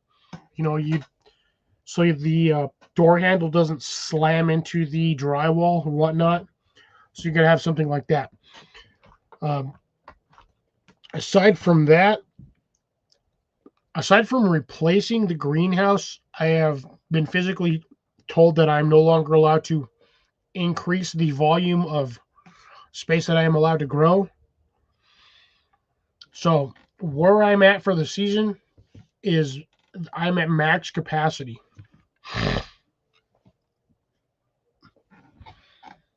And well, see that's the thing. If I decide to do the chickens in the wintertime, we're in a greenhouse, I'd actually be fine with that because I'd most likely grow plants in there that they would be allowed to eat so they don't starve to death during the wintertime. But again, I have the chicken coop, which again is the small chicken coop designed for 6 chickens because I really did not want to pay $500 or $600 for a chicken coop basically double the size because I do not really have the floor space, footprint, or square footage to throw something that size. I have to go with what I'm allotted, and my space for the chicken coop is roughly going to be 8x7 or 8x8, maybe 8x10 or 6x10. Yeah, I think it's more like 6x10 because I have to have enough space between my 8x12 and a chicken coop to walk in between there. Plus, I also kind of want to grow plants. I kind of want to do the same thing that Bill is doing. So he's got the cinder blocks around the chicken coop or the chicken yard or where he's got the chickens. I want to do the same thing and grow in cinder blocks like certain plants so the chickens have something to eat while they're sitting there. That'd be fine by me. I have no problems with rotating new plants. Where I'm at, plants grow quickly. But give me a second. Due to tonight's festivities,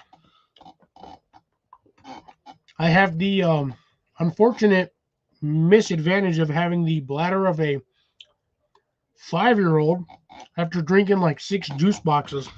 So give me a second. I'll be right back.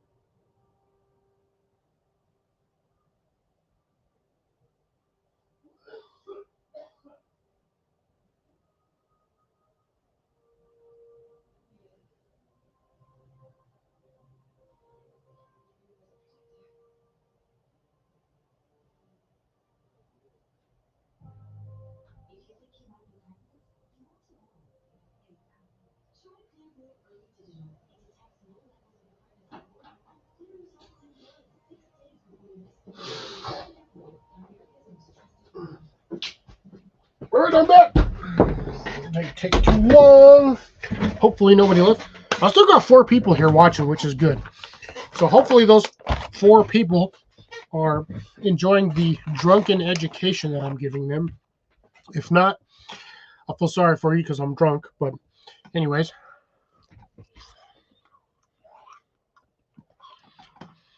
But again, I mean, if necessary, I've got a lot of kitchen scraps that I can give them because I'll be doing, once again, lettuce, radishes, and carrots. And we all know those things produce a lot of greens, and I know chickens will enjoy them. And I broke into the teriyaki beef because I definitely need something. But, oh man, where did I went from 4 to 1. Now I got 2. Only ones I know gotta be in here still are Grace, Deb, and myself.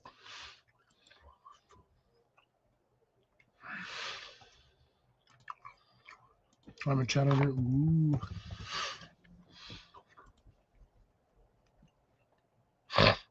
Yes, I have access to my own channel because that's what I do.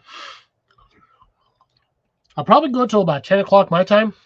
When I sorry for the hand gestures, folks. It's keeping me from doing a few other things, but anyways.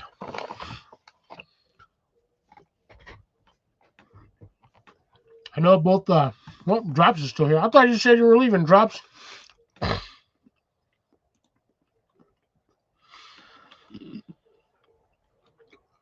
Ooh. Anything good on the news there, Deb? Weather updates or whatnot?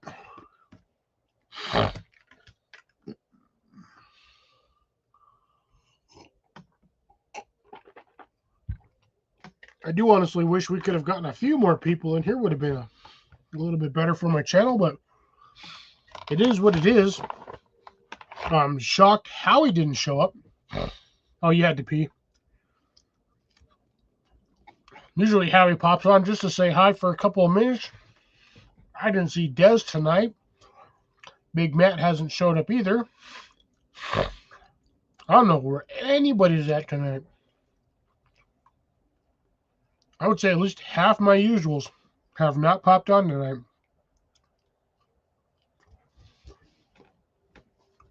CR did not pop up, which is a shock.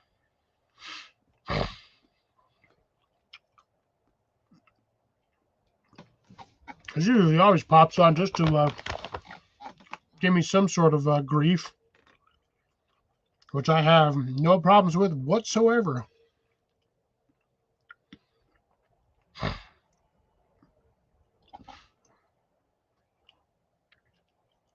Now, it would be really nice if I could get all of the usuals from back in the day when I was always on here.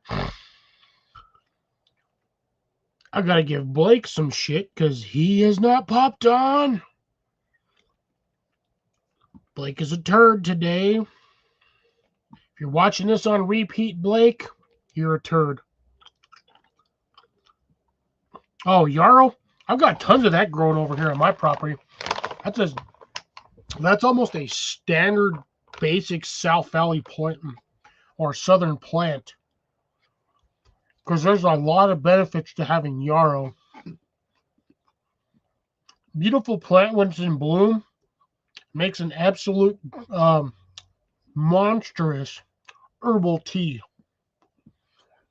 which has a lot of medicinal benefits to it.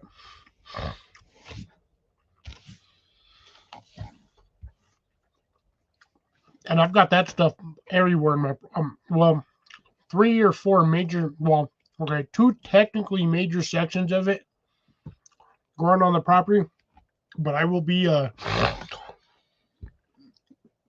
redoing that over the next year or two. I'm going to be ripping out every inch of that and completely redoing it. Because the stuff that I have over here is 12, 15 years old, and it is not doing as well as it should be. So I think one of the major projects I'm planning on doing this year is completely redoing. I have a 2 by 12 foot section of garden bed next to a shed. I'm going to be completely rebuilding and redoing that entire sector. It absolutely needs it. The watering system no longer works, or the automated sprinklers no longer work in that space. Can't figure out exactly where down the line the water has been pinched off by the tree. So what I plan on doing is I just plan on redoing the soil in that area. If I have to dig that shit out 6 to 8 inches deep and adding compost, manure, and whatever just to get it revitalized, I will do that. But that's going to be, that project's going to probably take me 3-4 weeks.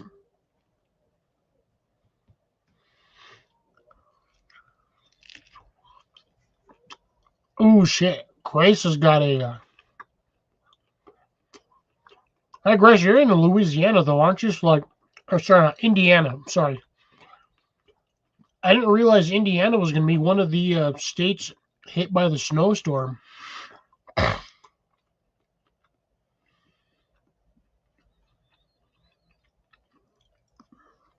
I thought you guys were going to be clear of it for the most part, or at least just caught the tail end of it.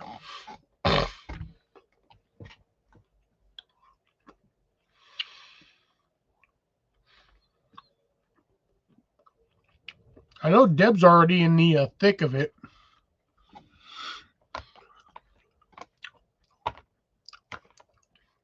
Eagle,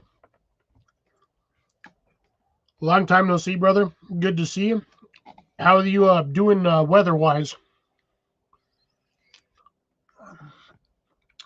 I'm assuming, I think that's what, a beer glass, or is that a loaf of bread?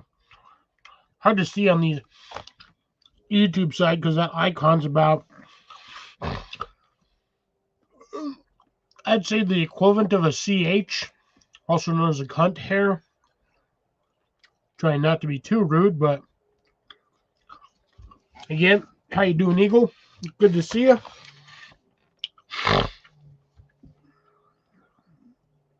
That's what I thought that was, the cheers emoji, aka the 2 beers. Like I said, really hard to tell on StreamYard. Oh, actually, a little easier to see on the YouTube side, which I'll admit I did not have up at this time. I have it up, but I'm just not looking at it.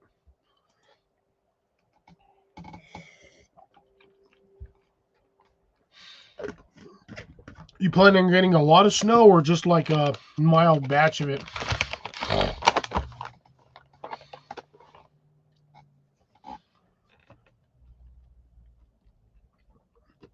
I might actually go get another beverage.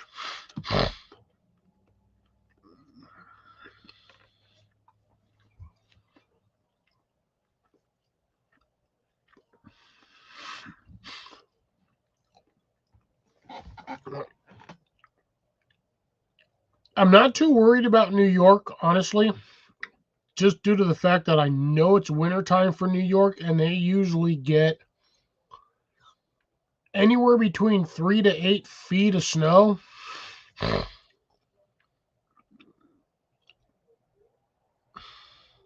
Oh, that's it. Eagle, where are you located?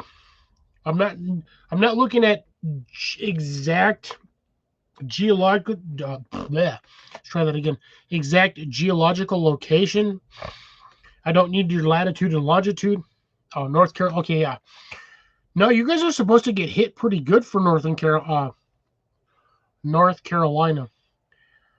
I almost said it due to the fact that I'm used to saying it, and I've said it numerous times over the years. I almost said Northern Canada, which I know is really stupid and hilarious, but every time I see NC, I just Northern Canada. I don't know why. It's just years of me saying that. That's where my brain went. I know it's North Carolina, but it's still funny either way. Or it could be Northern Chile, but that would be tropical. And I know damn well Chile don't get no snow. No snow. Screw it. I'm gonna get another beverage. The hell with this.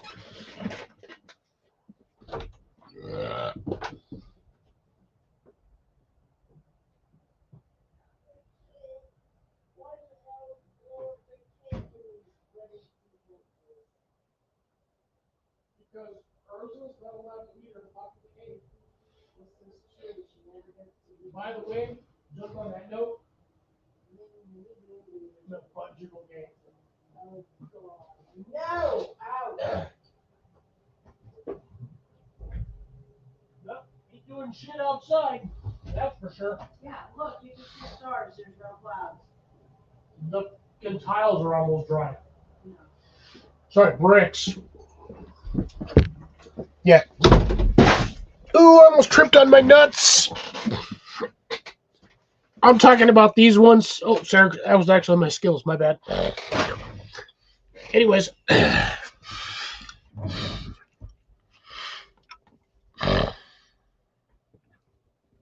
When the hell does Chile get snow? That's a southern tropical country.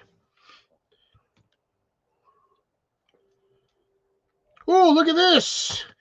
Dano showing up like dirt ass. Dano, did you just get off of work? Or did you finally crawl out from under the blankets? Because I know damn well Colorado got a shitload of snow probably this weekend. Because, again, it's January. It's Denver. Specifically, that location of Denver. And I know full ass well they probably got anywhere between 6 to 12 inches of damn snow this winter. Because if you didn't, that means Denver's having a damn tropical heat wave.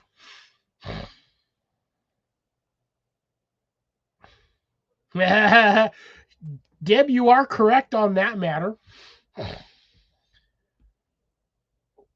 And even if I was, they'd get stuck in my socks, but I would still be tripping on them.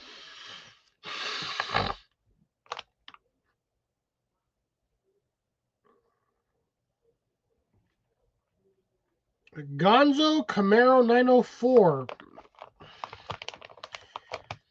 If you do not mind me asking, do I know you? Have you been on my channel before? And what relations do we have together? Mountains in Chile.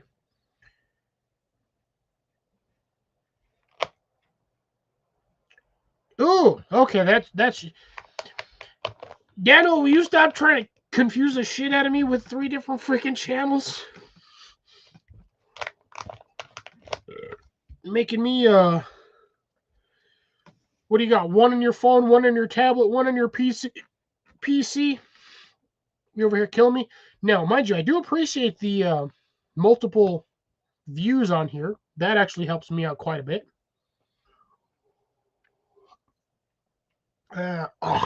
Looks like we're doing mango on this one. I swear to God, they changed it.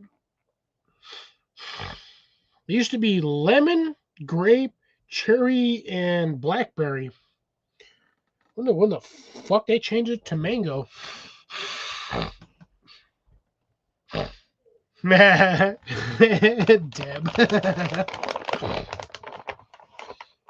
Wait. Deb, quick question. Are you stating that you were an old nurse or that you were a nurse for old people? I gotta ask because you never know. By the way, before I remember, or don't forget, or remember that I didn't not remember that I forgot, Grace, how's Michael doing?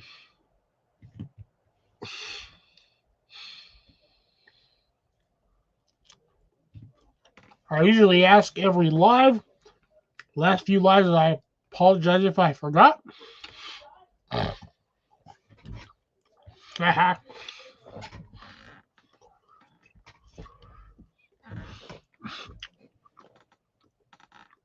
Oh, Deb, you're not that old, Deb.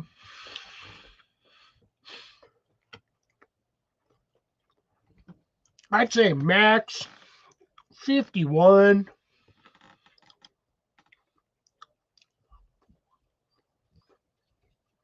Yeah, I know how that one is, Grace, because that's all I feel like I do. Ah, shit, I was going to check my hours today at work, see what I was at.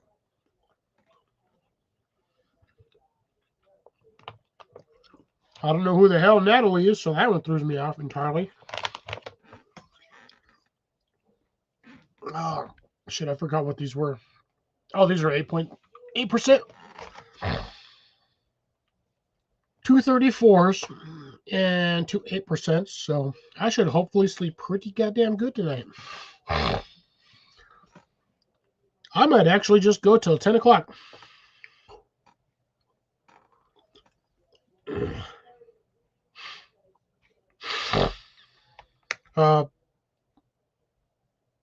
Dano, sounds to me like you need a new PC. Or desktop or laptop. Because, I mean, I guess technically PC could stand for private consultant. Or personal caregiver.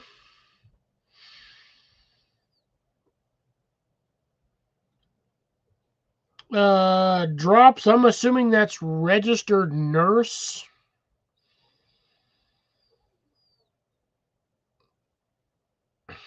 Ooh, if you reformat, you are going to lose everything.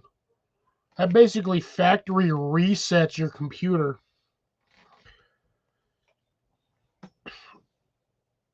Yeah, Eagle, I don't know about reformatting. Usually when you reformat something, that basically takes the computer to ground zero, wipes out every update, every installation, every app that is not base programmed to the motherboard that may or may not be detrimental to the effect or quality performance of your unit.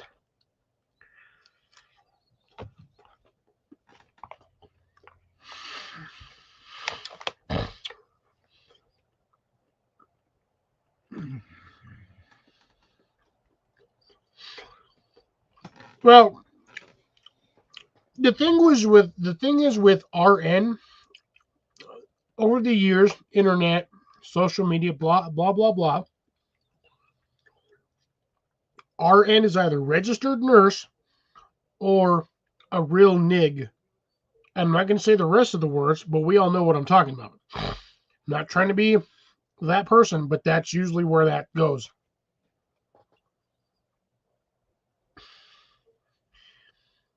Deb, you're killing me. You're killing me tonight.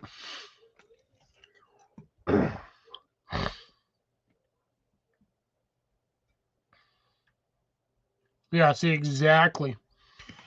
Take zip files or whatnot on a flash drive. Save what you absolutely have to save. Because, yeah, if you do a full reformat, you're basically factory resetting your PC.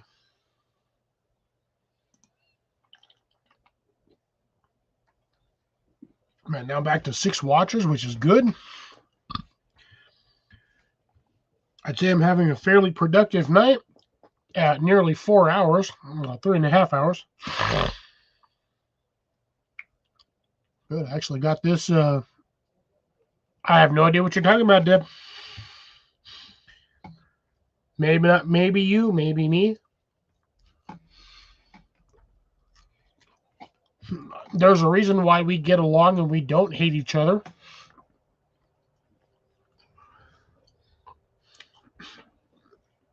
But that's life. I figure if you hate me, it's either because I'm an ass or I did something to piss you off.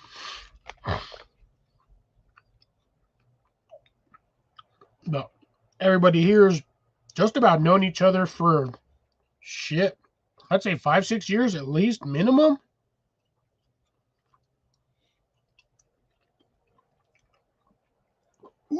I'd say except for maybe Eagle. He's a little on the younger side for the knowledge of continuation of friends. But hey, I'm not complaining. One of these days, we'll eventually meet. Because, truth be told, I've probably met about 60% of my followers in person. 7. Drops, are you drunk?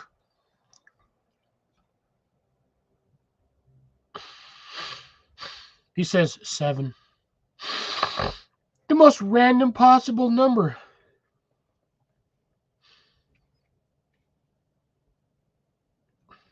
Old age.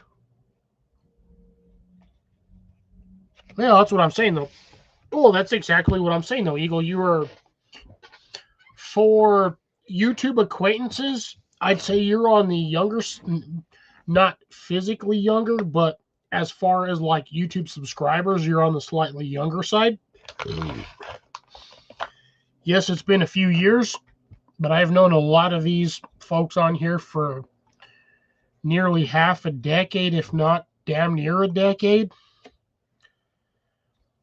I would say out of everybody that follows me on my channel that pops up regularly on YouTube, pops in just to say hi, give me shit, the oldest follower is Blake.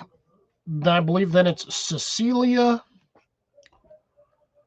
Colin, and Tyler, not Ajax, Tyler Woods. And then it goes down from the list of there. I could sit here and physically say everybody, but God, that'd be forever. I know I've had a few people that have been on here pop up every once in a while that have been on my channel almost 12, 13 years. It's a long-ass time to be on a channel. Then again, I've been on some of these channels for about that same damn time frame. I wish a lot of these channels that I do follow went live, but, you know, certain channels do, certain channels don't. Not complaining. You know, they got their own agenda. I can't force them to go live. I guarantee you, I would love, 100% love to see the day Outdoor Gear Review does a live chat. That would be freaking something. I know Joe Robinette. Now here's the thing, folks. So this is a warning, whatever the hell you have it. I do not throw out names lightly I do not throw out names on my channel to gain clout, gain subscribers, views, whatnot. If I throw out a name, it's due to the fact that I've been a subscriber to their channel for nearly a decade. And yes, I will say a decade. At least I've been on subscribers for some of these channels for 10 years plus. Okay. Some of these channels, I would love to see them do live streams. All the years I've watched Luke, aka Outdoor Gear Review, I don't think I've ever seen him do a live stream. I've been on a handful of Joe Robinette's live streams. Zach Fowler, been on a ton of his live streams. Dropford Survival, been a ton of his live streams. If I'm not mistaken, I believe I'm a moderator on his channel for his live streams. Because I've known Chris for years. He knows my name.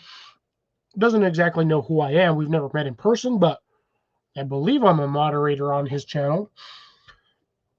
I know I'm not a lot. I know I've been on Zach Fowler's. Same with Greg. I can't remember his channel name. Brain fart right now. But him and Zach have done a bunch of collaborations. The few lives that TA Outdoors has done, I've been on those. Not a moderator. Which, to be honest and to be fair, I'm okay with not being a moderator on a lot of these channels. Because I feel that on a lot of these channels, you know, million plus, 1.5 million plus, 2 million plus subscribers, whatever have you.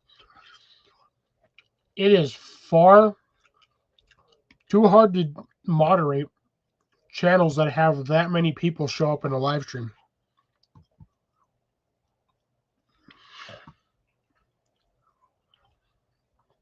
I've been on YouTube since, I believe, 2009.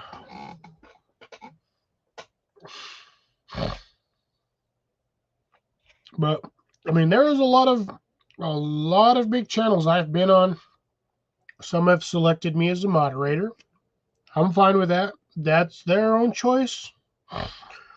Whether or not I can moderate on those channels depends on whether or not I'm there when they do a live stream. I know for a fact Nicholas Green Outdoors.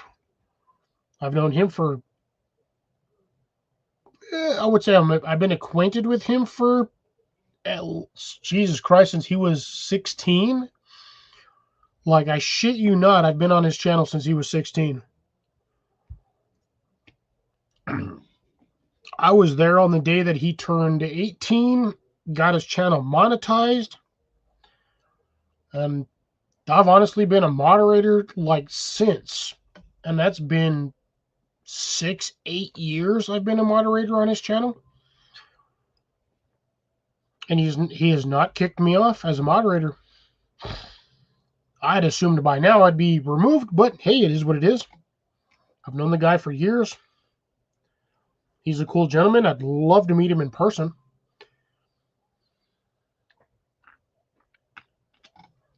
And maybe one of these days I'll make my way up to Pennsylvania and see him. He's actually been in New Mexico a few times, and I have given him so much crap for that. I'm like, bro, you were in New Mexico and you did not send me a message being like, hey, I'm going to be down here. I'd have taken time off of work just to hang out with you.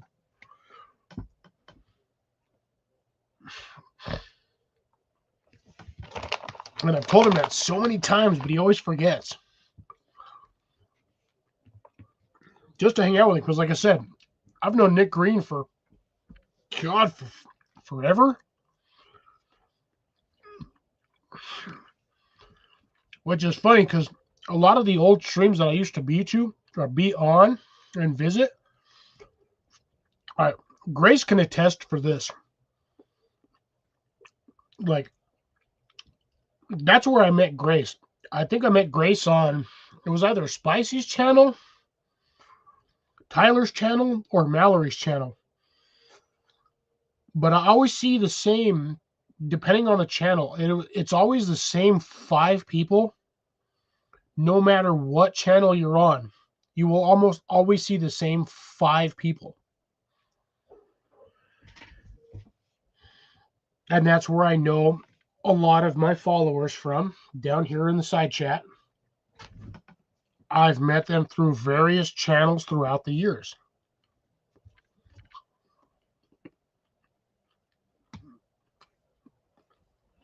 Grace is probably one of my, I think it was either, again, Mallow or Tyler's channel. Might have even been, as much as I hate to say this, because I know the guy hates me, and you've been witness to this too, Grace. Raspberry Rock. I swear he hates the hell out of me. I don't know what I did to Russell, but I know for a fact he hates me.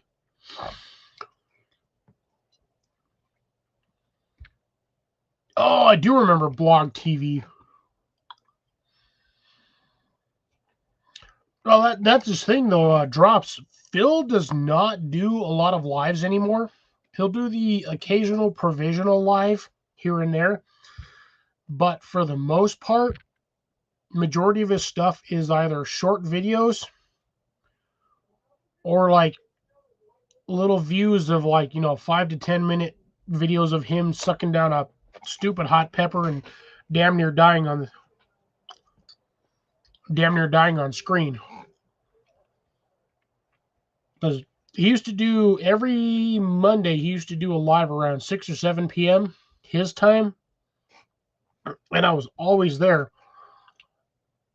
And surprisingly, I am still a moderator on his channel. And here's the funny thing. I've asked him to actually take me off as a mod due to the fact that I know that during his lives, majority of the time, I'm stuck at work. That was one of the main reasons why I asked him. But I am still a moderator on his damn channel because I have known that man for probably 10 plus years now at this point. Same with Blake.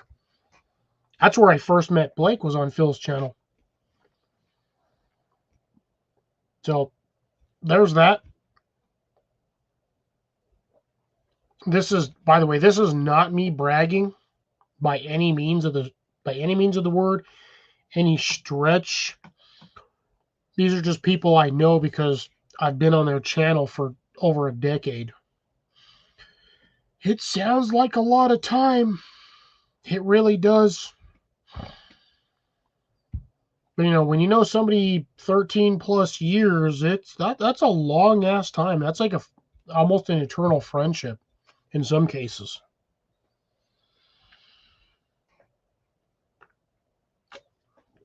Like personally, I wish I had the chance to meet Grace, but due to timing and circumstances, such was not the case. Eventually, we will meet. Hopefully, it's on mutual terms and we don't hate each other. But I figure it this way. If you're still watching me after all this time, after all the crap I've said, if you don't hate me, I think we're friends.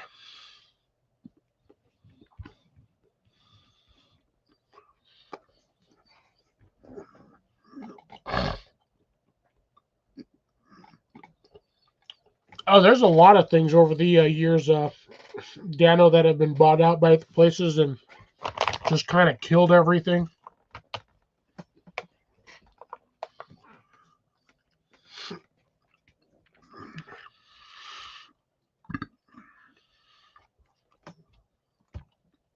Oh, yeah. I still remember many, many a name that have come and gone on some of these channels that have, I'd say at least half a dozen people in the time I've been on YouTube have made their last video and have moved on to better pastures, greener pastures, or have taken a new path in life. For those of you who know, you know. For those of you who don't, I'm sorry, I will not explain in detail. But essentially, we all know once you take a new journey in life, you've finished your previous journey. Again, there are some days when I do remember the passing of a friend. Does make me sad because I've known that person for years. Though, truth be told, I'm normally not sentimental or attached to the humans due to reasons, but at the same time, you know, when a friend goes, kind of feel sad. Yeah, we're all still spicy. I still watch Phil's videos. I catch him on his shorts. Every once in a while, I gotta give him shit about it. Or I'll throw a random snarky comment in there because I know Phil ain't gonna give me no shit about it. Because he's known me for forever too.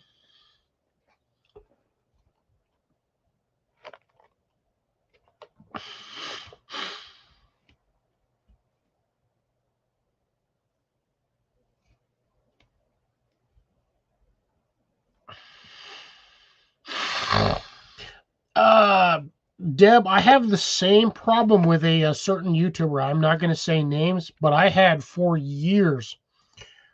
Always had that dude's back. I was always on his side. The one time I asked him a question on a certain post that he made. He gave me shit. Like straight punched me into the dirt, kicked me while I was down. And I was like, this is how you treat somebody who's been following you and defending you for years? Giving you the positive end on stupid comments like, you know, dumb shit. Be like, oh, well, why were you dumb enough to spend this amount of money? And I was like, in the comment section, be like, you spend $60,000 on a car. You're making a car payment every month of $500, and you're complaining about spending $250 on something it's a one-time payment that'll last longer than your car will. And then he kicks me to the curb. Stopped watching that channel after that. I even had people defending me in the comment section on a particular post. And they were like, this is how you're treating somebody with the amount of followers you have, asking a simple question. And this is how you handle the comment section. So I stopped following that channel after that. I'm not going to say who. Because to be honest, this guy was nothing more than a yes man for certain items. And again, I will not name the channel because that is not who I am. I am not going to throw shade on anybody. I'm a small channel. If a channel of that magnitude decided to, they could have everybody in their comment section, everybody in their following section, just annihilate my channel. And I would have to start over from scratch. So I'm not throwing shade. Not going to say who it was. Because I don't want to start no beef. I try to be the beefless channel as much as I possibly can.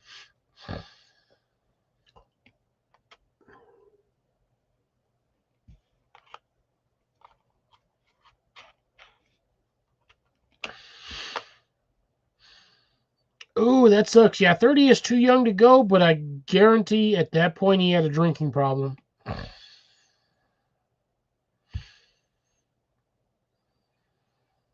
Almost guaranteed.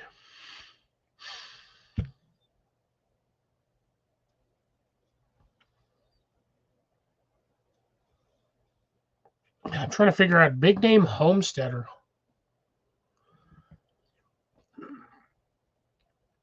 Now, just out of curiosity there, Deb, on the big name homesteader, was that homesteader based in Canada? Or was he based in the United States?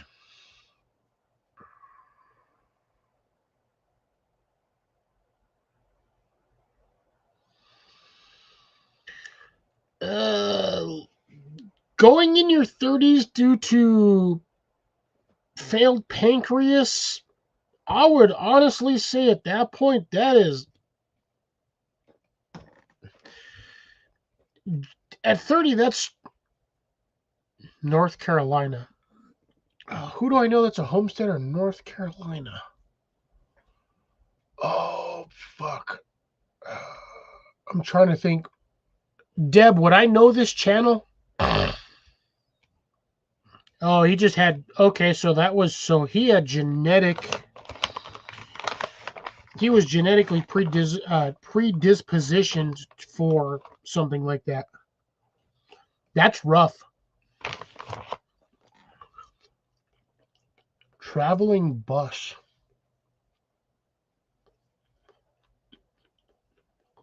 The only thing I can think of traveling bus, he's a Canadian. Yeah, but at the same time, though, Dano, 30 is not that old.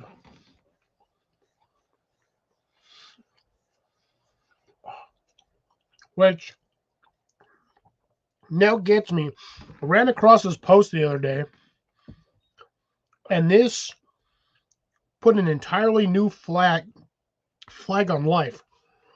The average lifespan of a standard American is 77 and a half years, which by numerical rights puts you at midlife crisis at 38.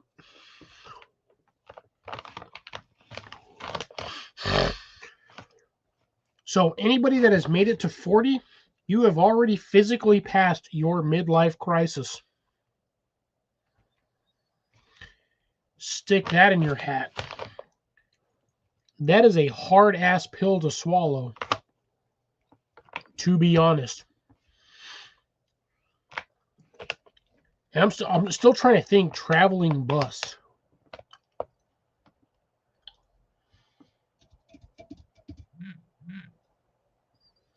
Who the fuck is messaging me at this goddamn hour?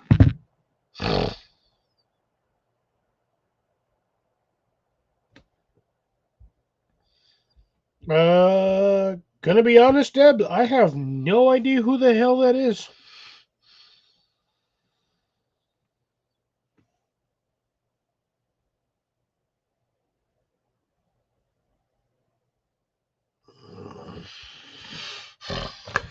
Okay, now you've got me curious.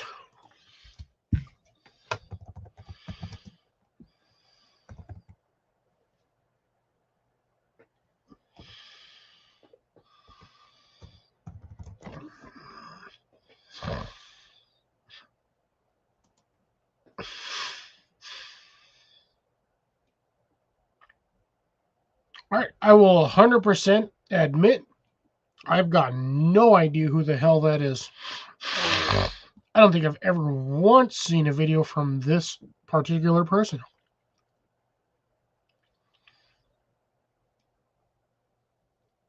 And that does suck that, you know, if you've been following somebody that long, they throw you under the bus.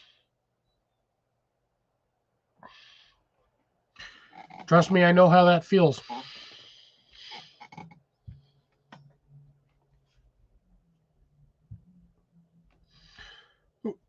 Ooh, according to my temperature now, it is 32 degrees outside, which is by technical standards freezing.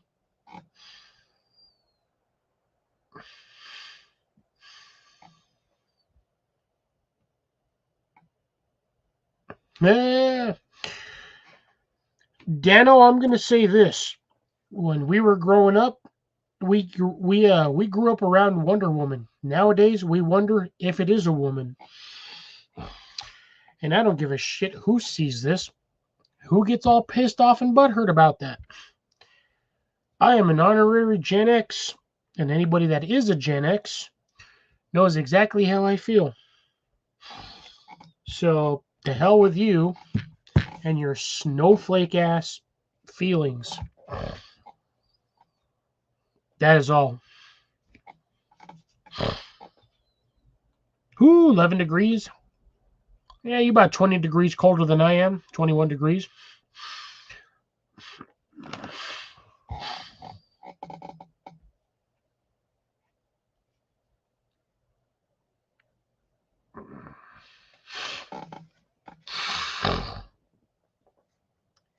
How the hell are you going to drive to?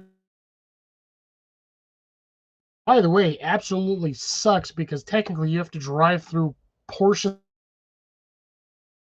Alaska. And then on top of that, 80% of Alaska you cannot get to unless you fly by bush plane. And good luck driving your ass to Hawaii. You're going to have to take a fucking boat over there.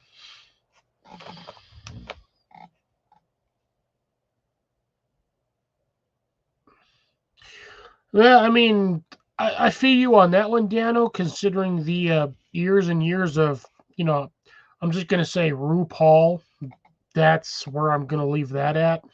And that's been around for decades.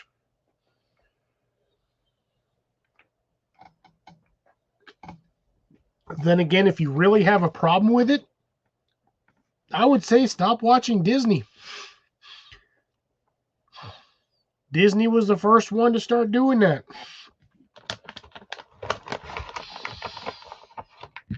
But again, I'm trying not to, I don't feel like I want to step on toes politically, but I am just saying. Bugs Bunny. If you know, you know.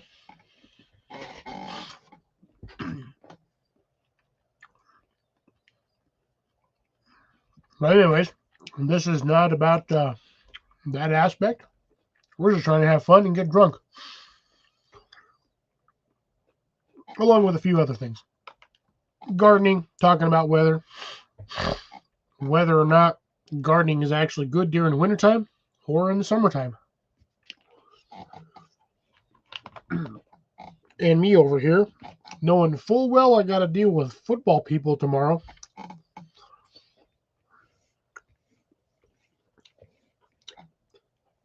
But I'm over here eating beef jerky and drinking Mike's Hard Lemonade because Jägermeister is too fucking expensive right now.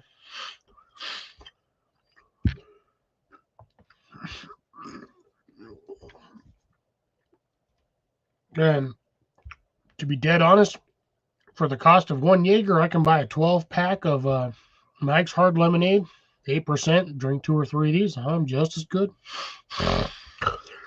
I know we only got 3 more weeks because I believe the Super Bowl is on the 8th.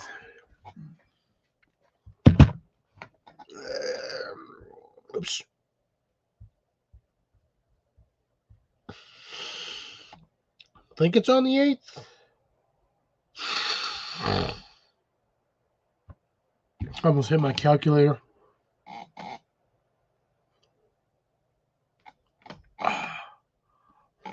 Well, you got what? It's I believe it's the it's Broncos and goddamn Bucks, I believe. And it's either the 4th or the sorry, never mind, I'm on the wrong fucking month. Yeah, so Sunday's game is going to be on the 8th. So that'll be Super Bowl Sunday. Tomorrow it's the Broncos and I swear it's the New England. Broncos in New England. So yeah, it'll be the Broncos in New England tomorrow.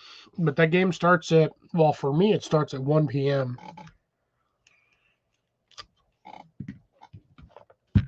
And then I think after that, that's the last major game until Super Bowl. Or I think we have this Sunday, next Sunday, and then there's a week during the off season. Not off season, but between that one.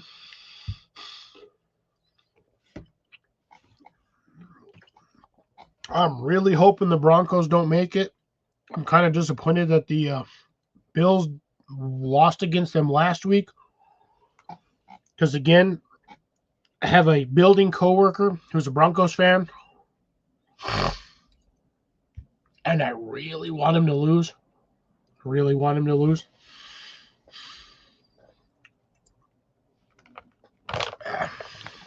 Oh yeah, Rams and Seahawks, but that game starts at like 4 or 3, something like that.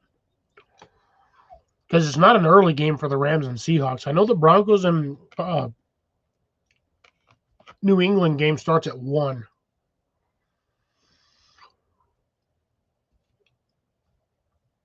And that's the game that's more or less going to determine who or who isn't going to make it to the Super Bowl game. So it's either going to be the Rams and New England. That's kind of what I'm hoping for too. So when I get to work tomorrow, so 1 and 4. Yeah, it's about what I figured. So when I go to work tomorrow, I'm going to bet the it's going to suck because I might lose $50, but I'm going to bet my building coworker, and I say by building because we work in the same building. He doesn't work for our company, works for the company that we rent a space into for the location. I'm going to make a $50 bet with him that the Broncos are going to lose. Hope I make $50. If not, my ass is going to be giving him $50 on Monday, which is going to suck.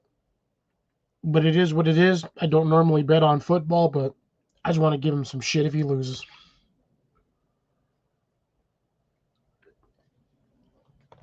And holy shit, folks, we're damn near about 4 hours. It's a good thing I got 16 more hours to go after this, because thank you last week was a full-ass reset, so this week I had my full 20 hours. Eat a bag of tacos.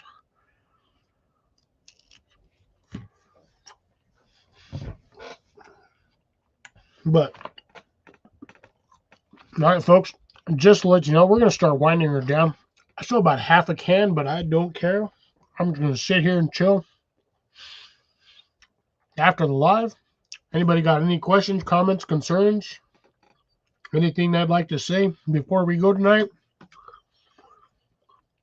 Throw it down in the comment section, and I will address it as quick as possible.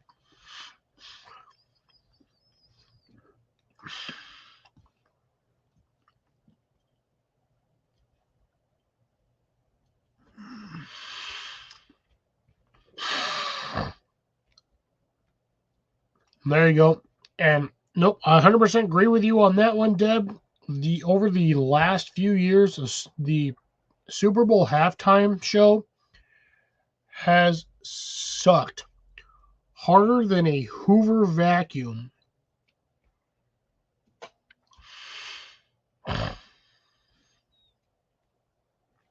No, I'm good on that one, Drops. I'll tell you right now, I can make that bet, but I ain't going to send you the $100.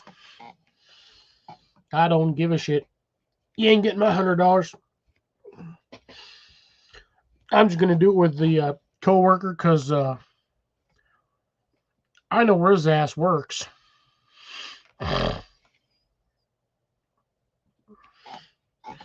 Because I'll see him tomorrow at work, and then I'll see his ass Monday.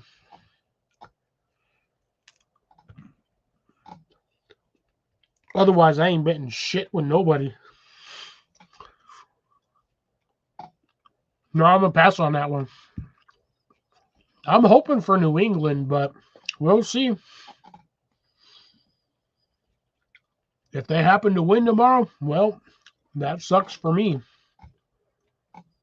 But it'll be what it'll be. It's a 50-50 chance. I told him last week, I said, you guys ain't going to do it. I said, you guys are going to get knocked out. And then surprisingly, they won against the goddamn Bills, which kind of sucked because I was really hoping both teams would lose. But the problem is when you got both teams you hate playing against each other, one team's going to win no matter what. So That's where we stand.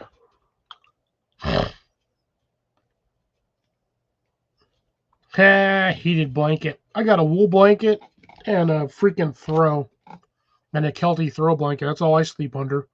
Nice and toasty. And it is actually surprisingly 63 degrees in my room right now. Which is odd because usually it's around 57-ish about this time.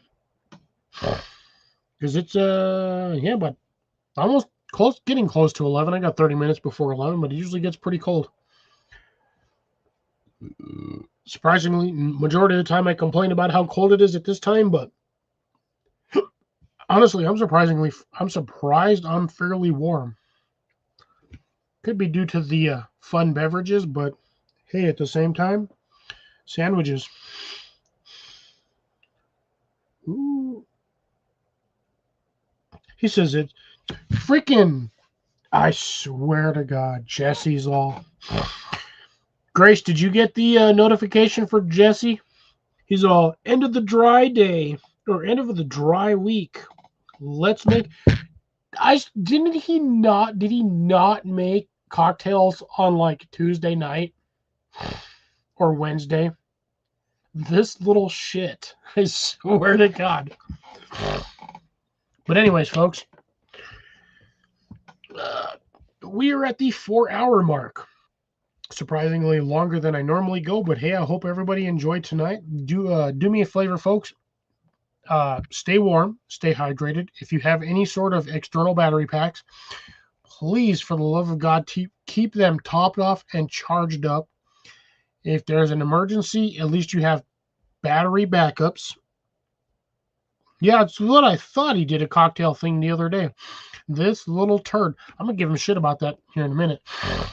But anyways, be well, be safe, folks. I appreciate you watching me for the 4 hours that I've been live. Again, it may be wintertime. Stay hydrated. Be well, be safe. And I will catch you folks on the next one. See you guys on Wednesday.